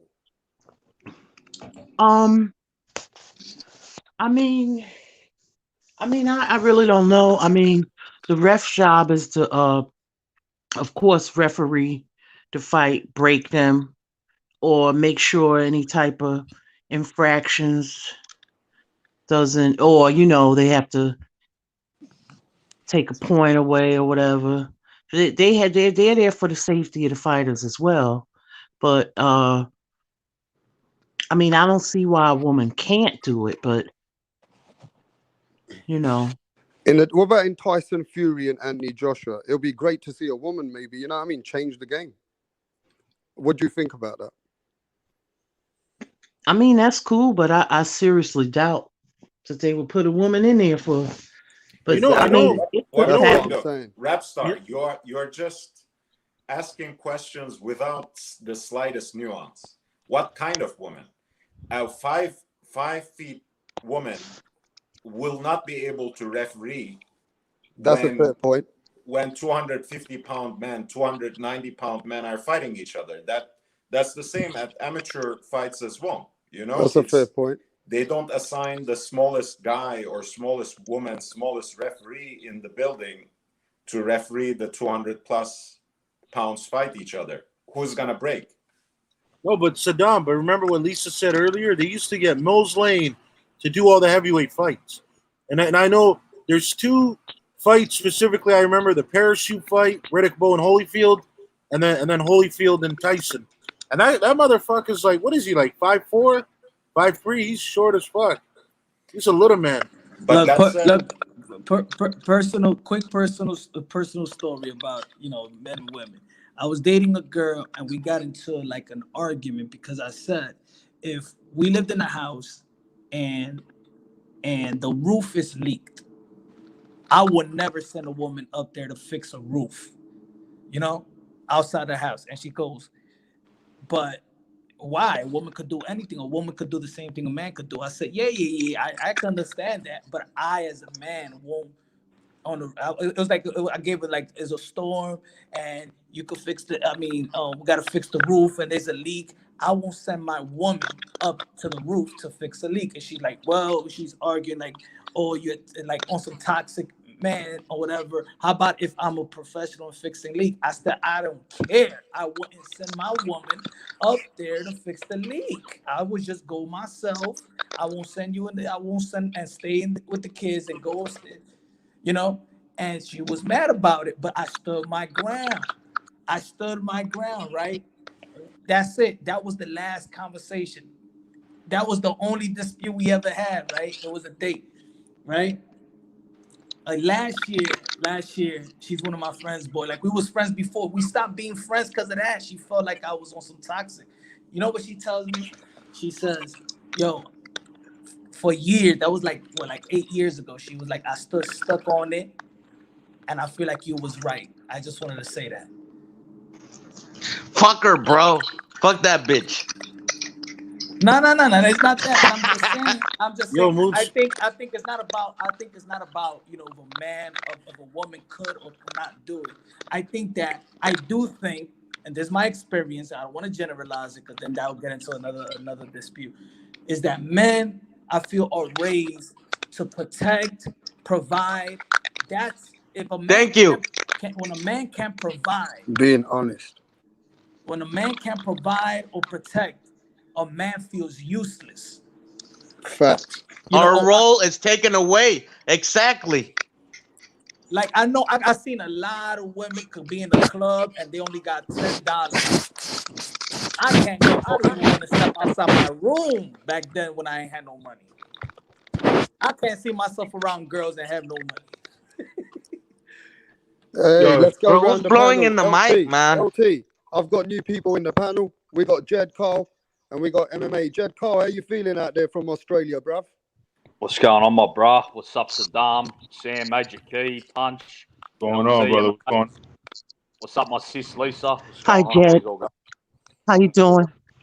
Not bad. How's it going? Good? Good. What's up, Jed? How are you, bro? Hey, Jed, how do you feel about this, man? Like, the women don't get the same shot in boxing and they don't get same position as refs, judges, and then the whole boxing industry, the women are very limited in where they are in the sport. Well, the way I see it is, I actually like women boxing myself. I just think if the best person for the job, regardless if it's male or female, should get the assignment. You know, if the woman ref is as good as anyone else in the game, she should get the job. Like, I don't think she should get it though just because she's a female. It should just be who's the most equipped and the best person for the job. It's simple as that. And as far as the equal pay, I mean, boxing, a lot of boxers don't get paid well. I think it's just what you could demand. That's why you see Clarissa. She's very outspoken and she's trying to market herself, and she's doing a good job, I think. I think that's why she's doing that, because, you know, in this sport, you have to have people care about you, and that's what makes. So you get paid what you're worth. You get paid how people are interested in you. That's just how it is, as simple as that. So if you can get people emotionally invested in you and want to care about your fight, that's who gets paid. It's just that's that simple. You know, I mean, Estrada and Gonzalez don't really get the attention they deserve because people just aren't interested in the lower weights. But, you know, hopefully their fight will get more people interested. That's really what it is, I think. That you get what you're worth in this sport. I'll be honest. I don't like the way Clarissa Shields when she said that she could beat Triple G or Keith Thurman, because that she brings that entity of she could beat a man, and then men are gonna be like, "What? I stop it, Clarissa." I don't think that's just my opinion. I don't like that either, Punch. But it's got us talking about her. It's got us talking about her. So that's what she wants. That's what I think. I'm not saying I agree with it either, but that's what I think her objective is, doing stuff like that, you know. And she does have people talking about her. Yeah, then she don't knock out the women, you know. So how could she can't even knock out girls? So what things? Yeah, I agree. Of course, I agree with you. But she's getting her name out there, you know, trying to get people interested in her any way she can, I guess. I think women boxing, I think what they don't want to say is what, you know, it's just like men boxing as well. What brought a lot of people's attention is the action, is the knockouts, is the Jack Johnsons, is the Sonny Liston, is the Mike Tyson, the George Foreman, Muhammad Ali. Is that action? Is that brutally knock you out? When the women that does bring that, that's what is going, because it's just like the UFC. It's Ronda Rousey demolishing these girls, and look at Nunes how she's demolished. That's why they're getting the props. Cyborg as well, yeah, that's what got the attention. You know what I'm saying? So that's what's need to happen in women boxing. These women need to knock somebody out. Serrano's got 30 knockouts. That's why I say that she's the pound for pound knockout queen of boxing. That's why I feel like she should be the face, because she's giving what men say is lacking in women, and that's knockouts. She's delivering that. Yeah, Serrano's a wicked fighter. She's very exciting to watch. Yeah, she's a great little fighter. Yeah, I like them all. I love Clarissa. I love the way she's a great technician in there. Katie Taylor as well. Katie had 2 nasty wars with Delphine Persoon. Yep, Persoon. Yeah, those. Now Persoon is, oh God. Hey, Shelton, you want to say something, my fight brother? like a man. Yeah. Shelton, you want to say something, my bro? I can't hear him. Is anyone else hear him? Is he on mute? Or? I don't know, man, because I see him trying to speak. Shelton, can you hear me, bro? Okay, he can't hear us. Yeah, I can't hear him. He may have to go out and come back in. Shelton. Look at. Yeah, he's just looking, man. But hey. No, he gonna have to go out and come back. He's trying to talk, but I can't. None of us hear him. Yeah. So I think we all agree here, yeah? The women's boxing is not a big thing in the sport generally. I mean, we see from Clarissa Shields, she has to cross over to really make that money. And we can see that women's boxing is suffering in today's climax.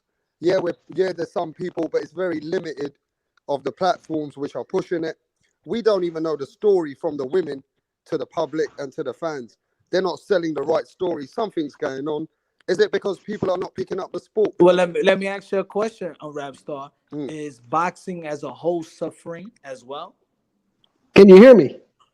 Yeah, I can hear you now, bro. Yeah, I can. Okay. Yeah. Go ahead, bro. Yeah. Is boxing as a whole suffering as well, even the men? Yeah, so if it's suffering generally, I think the women's boxing is also dying as well. Oh, I think women's boxing's got a little bit more popular though the last few years. I think it has grown a little bit. I mean, I heard nothing about I it. agree. I agree. I think that women boxing has raised the Yeah, but level. DAZN is the only one that seems to be showing most of the fights. Still For better women. than anything before. There's nothing Top on it. Top Rank had some women's fighters too. I mean, Top Rank here's ain't the got I thing. can no only woman see Eddie fight. Hearn. Just one. Eddie Hearn seems to Michaela be Mayer. making most of the noise. Eddie Hearn seems to be very invested into women's boxing. I don't see any other promoter pushing women's boxing like Eddie Hearn. And that's just the way I see it right now. I don't And see no what's promoter the pushing other guy anything. That's too? the point. The other guy, the Bella. Yeah. You mean Dimitri Salita? No, Lou Salito Oh Promotions? yeah, him too. Yeah, him too. Yeah. Well, here's the thing I was gonna say about Shields, right? The problem that I and maybe most people have with Shields is you talk all this shit and you talk about you whooped this ass and you whooped that ass, but you got 2 knockouts. You know, just be a little bit more humble. We know you're good. We know you're good. We can see that. But just be a little bit more humble and keep winning. Because if you want to be technical and look at the boxing aspect, she's up at 60 and 68 and 54, and she really don't have no comp up there.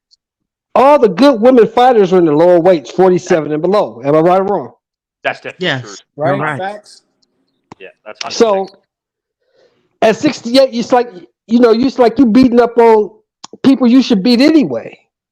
So stop making it like you doing all this grandiose stuff and just keep your head down, keep winning, and the other stuff will come. But you got such an abrasive attitude. You did this and you did that, and I whooped this ass. And all. Well, you got 2 knockouts, so you ain't whooping too much ass.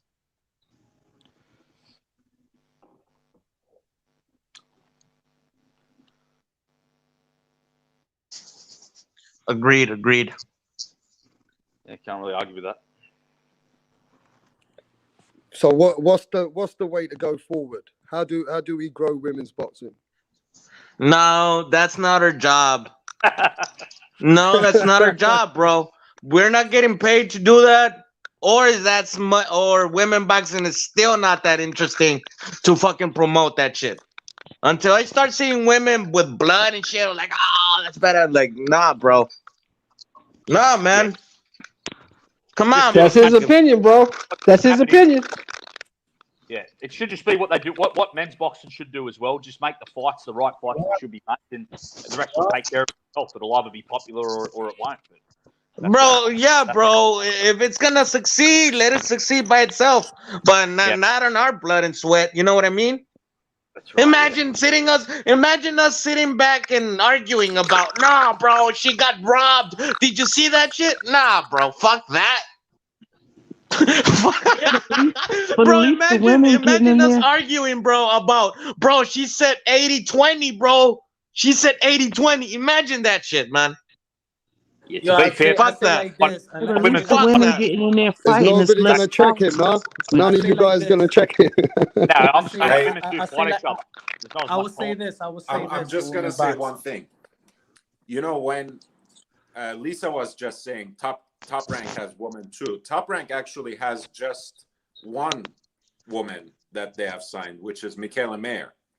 Oh yeah, that's okay. And let's think of it like this: when they signed Mick Conlan after the Olympics, they made sure to sign Nikitin, who was the Russian that he lost to, and he felt robbed and did that whole middle finger shit, to the judges, right?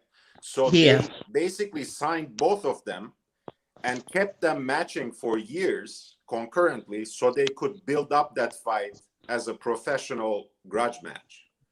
Imagine that much strategy went into building, again, no offense to my Irish brothers, to build one minor Irish boxer. But they did not do the same thing at Michaela Mayer. Now Michaela has to do her own promotion by trash talking on Twitter 24/7, picking on her opponents, Terry Harper from the UK, Min Choi from South Korea, so on and so forth, who are all signed to Matchroom. right? And who can fight among themselves to unify the belts. So, you know, there's one thing, but LT is right. You know, it's not the audience's job. It's not the fans' job to build these fighters. The promoters, again, you know, need to play the game and invest in them at least a little bit. They're pocketing the budget money. These old guys are saying, that's it, F it. And they're now, these old, because they're still here, the Frank Warrens, the Bob Arum is still there. So now they're like, I'm just going to pocket this money now. Because hey, they're not DJ Saddam, their money. I just want to say this, DJ Saddam. This is to you personally. I like the new you. You're 2 seconds faster. You're 10 years younger. I like this new you, bro. You are flowing in the conversation. You see what I did, guys? What's going on? You see what I did, guys? You made DJ Saddam into a faster dude, bro. Yeah, all respect to you, DJ Saddam. Love you, Punch. Love you. Love you too, DJ Saddam. And now he's showing. Damn, we need to see DJ Saddam. Yo, we gonna change things up, man. That said, the Avatar thing gotta go, man. The Avatars gotta go. Hey, that's Lisa, what I'm talking about. Let it go. Let it go. Lisa. Yeah. We're gonna have an all-exclusive panel soon, and on that panel, everybody's gonna get their drinks up and take their avatars off. Are you happy to come to that panel? I don't drink. Okay, well, come with your Coca-Cola and Sprite then. Okay. Oh, good, man. Moonshine, we got to set it up, bro. When is it? Hey, we're going to set this up, man. Exclusive. What did you saying? Now, what is you saying? Take the avatars, what? We're taking the avatars off, everybody on their cameras, enjoying the drinks on an exclusive panel soon. Oh, okay. All good. All good. Hey, that's good, man. Hey, so let's keep it flowing. So this thing with women's boxing today, what's the next women's big boxing fights that we can share with all the audience so we can get into it? Is there any information that you can share with us or any fighters that are coming up that we can watch? Natasha Jonas versus Katie Taylor. Yeah, let everybody know, Moonshine. Yeah, when's that fight on? They fought in the amateurs. That's like a little you could build it up as a rivalry. I mean, they only fought once in the amateurs, but that's a great fight. Natasha Jonas is very exciting. She does have that type of aggression like a Jessica McCaskill. She did have a great fight with Harper. That was a war there. It could have gone either way. I did have Natasha Jonas winning that fight on my scorecard. But that's Katie Taylor, Natasha Jonas is going to be a great fight. And Katie Taylor throws a lot of punches. She throws a lot of punches. So it's going to be from the beginning to the end. And since it is 2-minute rounds, it does rush up the work for these ladies. And this is why you see a lot of them just going at it and not being patient enough. But that's what's making it exciting as well. So this fight is going to be, I'm telling y'all, it's going to be a lot of punches thrown, and it's going to be a lot of skills in that ring. So what's happened? Where do they fight at? What weight do they fight at? Terry Harper, the one who beat Natasha Jones. Lightweight. But what happened to Terry Harper? I saw her fighting someone. I don't know who, but I did see some news. I think she's got another opponent. But also, I remember Natasha Jonas and Katie Taylor. They fought at the 2012 Olympics, Rap Star, in the quarterfinals or something. It actually was a great fight. I remember that now. They fought in the Olympics when Katie Taylor won gold in London. Oh, okay. Yeah, so that is a rematch. Major Key Boxing. What's going on, bro? 2 gold medals or 1? Nah, Katie Taylor just won 1, I think. 1 gold medal. Okay. Major Key, you want to say something? He's on mute. Yeah. I don't know why everybody can't hear everybody, bro. And my fault was personal. My fault. It was personal, not hard. No, my bad. I thought I was talking, but I was muted. Yeah, I was saying I got to bounce real quick. You know what I'm saying? But which quarter? But shout out to everybody here. But yeah, the last thing I got to say, like you said, Major Key, you got something to say? Tomorrow, Major Key, I'll talk about all of it. Major Key Monday, 9:30. You know what I mean? I'll see all of you guys there. All right. All right, see you All later. right. bro. Peace. Peace, Peace. mate. All right, easy. Peace, So bro. yeah, so that's the fight to watch. Is the one what Moonshine's telling everyone. If you're interested in women's boxing, there's a great fight coming up. What channel is it on, Moonshine? The Zone. The Zone. It's on the Yo, Zone. put it this way. Watch Persoon and Katie Taylor. If y'all want both of the fights, because there's people that felt that Persoon actually that won at least one of them, and watch Natasha Jonas and Harper, so y'all could be acquainted with them and how they fight, so y'all could see that this is gonna be a good fight. Okay, facts. So look, I want to touch on one last subject before Rapstar leaves the building. How do you guys feel about a lot of hatred going back and forth, a lot of bullshit, toxic talk again? But let's forget about the politics. How do you guys feel about this Virgil Ortiz situation? Now, the guy, he's a young guy. He's 22. You can't blame him. He was in the height. And he said to Terence Crawford, I'm looking at you. I want to fight you. Even if they say I'm not ready, I want to fight you. Now, people are hating on Virgil Ortiz. Like, who the hell does he think he is want to fight Crawford? Anybody want to touch on that? Yeah, I do. Go ahead. I love it. I love that attitude. That's what he's supposed to say. He's a professional prize fighter. He's going after a big prize. What's he supposed to do? Well, that's T-Cross, so I don't know if I'm ready, so I'll just back down. Like he said, I don't know if I'm ready, but I don't care. Ready or not, I want the fight. How am I going to know if I'm ready if I don't test myself? You know, it's funny, Shelton, and I'm not even trying to compare, back the old school to nowadays, but Mike Tyson's first year from 85 to 86, I want to say it's about 26 fights, right? Before he got that shot at Trevor Burbick. Right, bro, right. Nowadays, these motherfuckers, bro, what are they fighting for? 10 years? They don't even have 26 fights? Mike's first year, 26 fights under his belt, 24 knockouts. Now, I'm not trying to compare Mike to him, but I mean, you couldn't tell him he wasn't ready. So, if Ortiz is saying he wants to smoke, fuck it, man. Let the kid have it. Let the kid have it, man.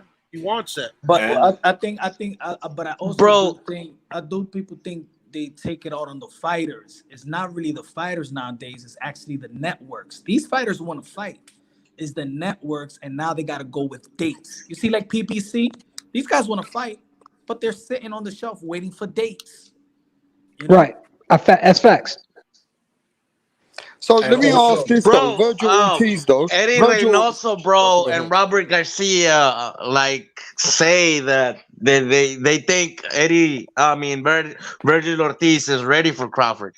Both of them say that. No, but let me ask this, LT. Virgil Ortiz is saying, look, I might not be ready, but let's fight, yeah?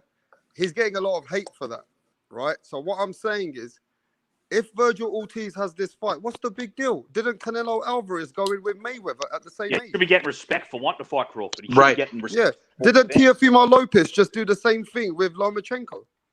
Yep. So why the fuck are they making this big thing out of Virgil Ortiz? I'm getting a bit confused from the other side. It's not. Look, I mean, it's the era of so-called managers, right? They want to manage from the comfort of their homes and in front of their keyboards their favorite fighters' careers. They want to preserve them. They want to protect them.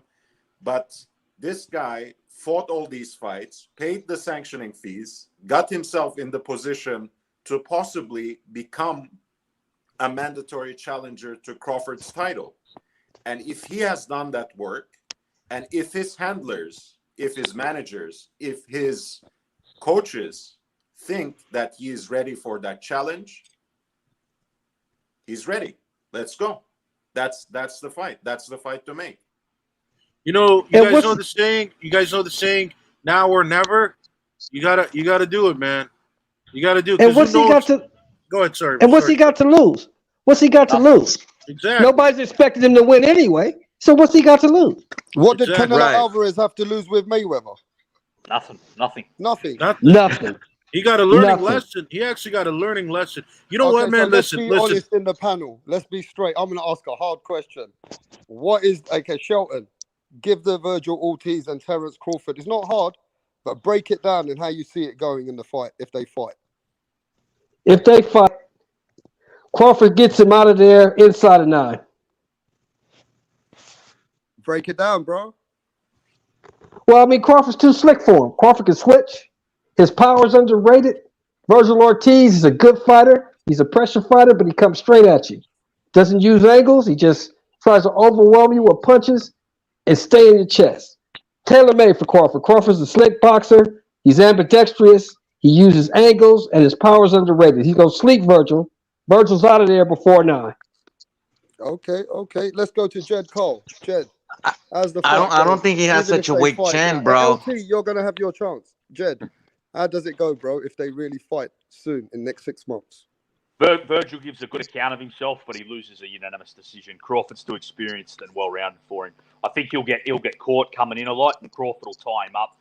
Crawford's really strong. He used to do wrestling in high school. He's from the Midwest, so he's really strong in the clinch, as you saw in I the think there'd be a war in the beginning, wouldn't it? Yeah, but I think, like I said, Crawford will be able to tie him up a little bit and stop a lot of his work, and I think he'll catch him coming in a lot. And then I think he will, as the fight goes on, he'll work Virgil out more and he'll win a unanimous decision. But Virgil will give a good account of himself because I think he's a very good young fighter, but he's not quite ready to beat a fighter at Terrence's level at the moment. All right, great account. LT, all you. The floor's yours, my brother. No, but I pretty much agree, bro. But I don't think Virgil Ortiz has a weak chin, bro. I think his chin is good. I don't think he's gonna fall down at all. If he loses, he's gonna lose by decision. And bro, and he's such a project, bro. So I imagine them putting a good game plan, for Virgil to succeed. Hey, So that's what I Lisa. think. Lisa, Yeah. the floor's yours. Terence Crawford, Virgil Ortiz. It happens. It happens in December 2021. Who's gonna win? I got Bud. How Bud does it is go, my sister? but How does it go? huh? How I does it think go? but I think it'll be a war at spurts and spots. But when Bud turns it up, he turns it up. But Virgil is still very dangerous. He's young. He does a lot of body work, but Bud does body work too. Um, but and he is strong, Bud. You did say that. Who was that? Jack Kyle said that he's strong. He's very strong. I noticed that. Yep. But Wrestling in high I school. think he was a wrestler. Yeah, but I think the experience factor here is going to play a part. But that's just my take. Bud is, like you said, he's ambidextrous. He switch hits. He he does have to, but he does have to be careful. But because sometimes he like opens up too much, and you can get caught like that. And Virgil Ortiz is not the person to be doing that with. If his see, it's a matter of who's faster. Because sometimes Bud gets into these wild exchanges, but he usually comes out on top because he's fast. But you got to be very careful because Virgil Ortiz got heavy hands, So, but I'm going on the experience factor. Okay. Hey, Mr. Moonshine, aka himself. Give us the breakdown, bro. Virgil Ortiz, Terence Crawford. The fight happens. Virgil Ortiz wants to fucking fight. He don't care. I say Bud by decision, but the type of decision that people gonna be calling for a rematch. I think that Bud, I've seen Bud enough to say he does well when he boxes, he does well when he switches, but he does get hit, and he always has to result in brawling. It happened with Green Machine, it happened with Gamboa, it happened with a lot of the fights where, yes, it happened to Kell Brook, even his last fight, where he could get in touch where he's going hand, he's boxing, but they boxing with him, and he has to resort into brawling, and that's when he gets the best out of you because he could fight as well. But if you're going to brawl with Virgil Ortiz, with his hooks that he throws and his hooks he goes to the body and his angles, because if you see the fight, he switches angles and he does this hop where he hops to the left side and throws that left hook to the body. Mike Tyson style. Yeah, his pressure is an effective pressure. He gets hit, but when you want to hit somebody, you're gonna be subjected to get hit too. I don't think that Bud Crawford is gonna knock him out. I think it's a war. I think that he's gonna have Bud Crawford has the experience. He's a gym rat, so I'm counting on the experience. Him being always prepared, his body's always geared to fight. But I do see it like a 115, 113, in which there's going to be people. I see it like a Chocolatito Estrada fight. Not so many punches, but to the point where people do have him winning, Bud winning. And that's the way I see it. I see it 115, 113, Bud. Bro, let me touch on that real quick. I see it like the same way. If they fight in Texas, I think Virgil wins. Nah, they fight in Texas. If he fights in Texas, then Bud Crawford is subjected to fight. So DJ you saying Saddam, fuckery then? I know your At answer. least I know Terence Crawford is a very, very dear friend of yours. And I know your answer probably going to be Terence Crawford, but please, we'd love to hear. Virgil Ortiz says he don't give a fuck. Let me finish. I Virgil wish. Ortiz does I say though wish. he don't give a fuck. I wish he were my friend. I'm just a fanboy. That's about it. But I do agree with LT. We don't really know how much Ortiz can stand up to that power and what kind of chin he has. We'll figure that out. But I think he might get touched up, but he does, I think, have actually pretty great punch resistance, great recovery, and a great chin. So I don't think that will be an easy work at all for Bud Crawford.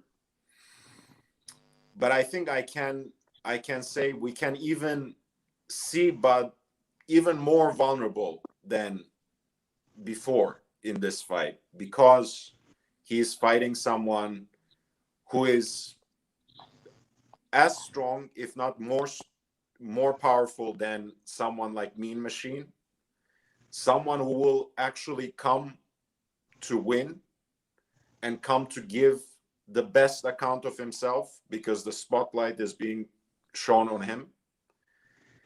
It will be a very tough fight, but I don't see it going to distance. I think Bud just has too many tools in his arsenal. Ortiz is not the most finessed fighter. I think his movement is lacking. I think his defense is lacking, not to the point that people exaggerated, perhaps. But he's very strong. He can catch Bud, but I don't think he can knock him out easily either. I see more like a 10th, 11th round stoppage for Bud, but it will be a very difficult fight. We will see him even more vulnerable than before. And as always, once again, he won't get the credit because people just have that as their favorite sport, hating on Bud because they want to build up other fighters in the welterweight division. Yeah. Yeah. I just want to say this though. Roberto Garcia, he's a very great trainer. You know what I mean? And he ain't going to send Virgil Ortiz in there unless he feels that my guy's got something there. Now, as far as raw talent, yeah, he's got raw talent. Virgil Ortiz has raw talent. Could that go against his favor because it's raw? More likely. But one thing I will say, just like my guy in the subscribers, like Tycho TV says, tell me one guy who's as powerful as Virgil Ortiz that Terence Crawford's been in with. Now, we know Velasquez, he dropped Terence Crawford. We understand Terence Crawford's getting older now. We get he's that guy, but who has he really, really fought? And we understand when Gamboa made him the stinky leg too. Now, let me just finish. If Virgil Ortiz he can carry some controversy in that ring. And if all of a sudden there's controversy and the fight's close, I agree with Moonshine. There could be a rematch because they're going to say, what? Terence Crawford didn't go through this guy. That's why everybody wants to see the fight. And I think this fight is bigger than what the hate they're giving Virgil Ortiz, because Virgil Ortiz deserves that fight. He deserves that fight more than any Velasquez, more than anyone else like Amir Khan 7 years later, Kell Brook 7 years later. This is Virgil Ortiz in his prime. It might be the hardest fight that Terence Bud Crawford has ever fought. Just remember that. It could be controversy, and that's what might be the biggest thing for this fight. So I think if everybody wants to watch the fight, I'm all for the fight. Does anyone want to say any closing thoughts? It's been a great night of boxing. Anybody got anything to say before I shut down the building? I just want to say this, right? When Bud fought Velasquez, yes, that wasn't considered a knockdown. They said it should have been, but if you watch that closely, he grabbed him. So he couldn't get knocked down. Pay attention to that. Look, Lisa, I like to keep it raw, and I'll be honest, I love giving it an open, broad mind thought. This is UK 47. What I love to do is give Virgil Ortiz a chance, right? Because he deserves a chance for where he is and what he's trying to prove as a young fighter. Oh, yeah. You know? So on that note, it's been a great stream. This is a bit more of a raw panel. I'm sorry, sometimes we ask the harder questions or we go straight at it. But, this is what keeps this panel cooking, because I love asking those questions, what people are not willing to ask or willing to express. You know what I mean? Mm-hmm. Absolutely. Yeah, that'd be a great fight, no doubt. I think it'd be a great fight. I think it'd just be an amazing fight to watch. And to be really honest, I think Virgil Ortiz, hey, you never know. You might even make it close. And that could be the biggest conspiracy in the fight, to say, that's Terence Crawford's hardest fight. But that's the beauty of boxing. That's the beauty of boxing. We don't know until they get in the ring. Rap Star, this is a great channel. You growing, brother. I appreciate you for the platform. Thank you so much, man. I love it when we talk straight boxing and leave the bullshit to the side. No, Rapstar, truly, facts. It's great. It's great because, because you ask these pointed, specific questions, we don't end up devolving into the same three controversies, So thanks for keeping it straight and raw. Rapstar always keeps it real. That's one thing about that's 100% Rapstar. He's always like that. Yeah, man. I want to say God bless. Take care, everyone. Yeah, God bless. God bless, man. Great stream, Rapstar. Yeah.